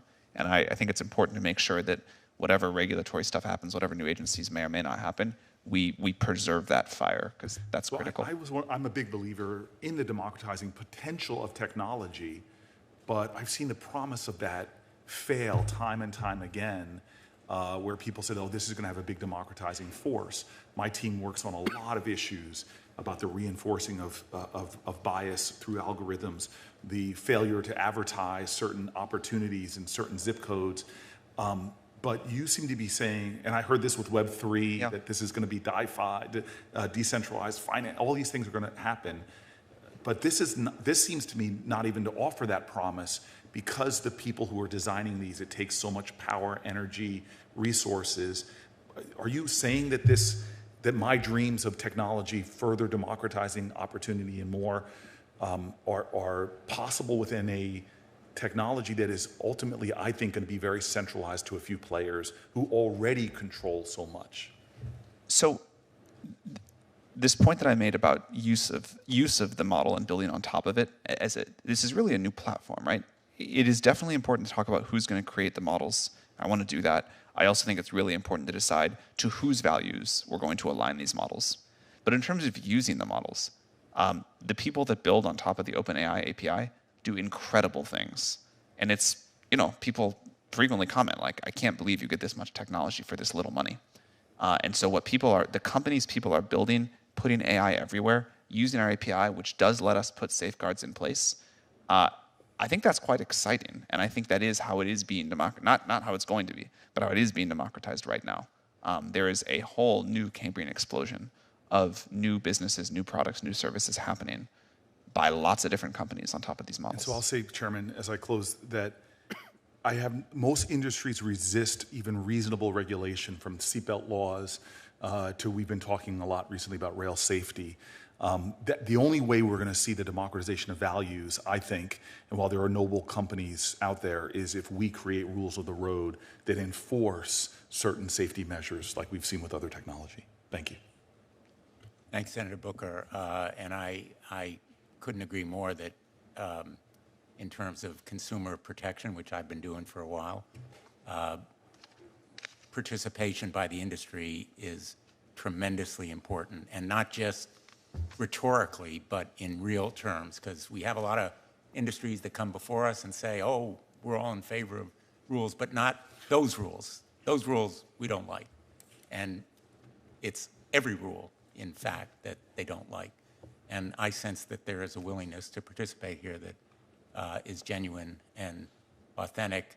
I thought about asking ChatGPT to do a new version of Don't Stop Thinking About Tomorrow, because that's what we need to be doing here. And as Senator Hawley has pointed out, Congress doesn't always move at the pace of technology, and that may be a reason why we need a new agency, but we also need to recognize the rest of the world is going to be moving as well. And you've been enormously helpful in focusing us and illuminating some of these questions, and performed a great service by being here today. So thank you to every one of our witnesses. And I'm going to close the hearing, leave the record open for 1 week in case anyone wants to submit anything. I encourage any of you who have either manuscripts that are going to be published or observations from your companies to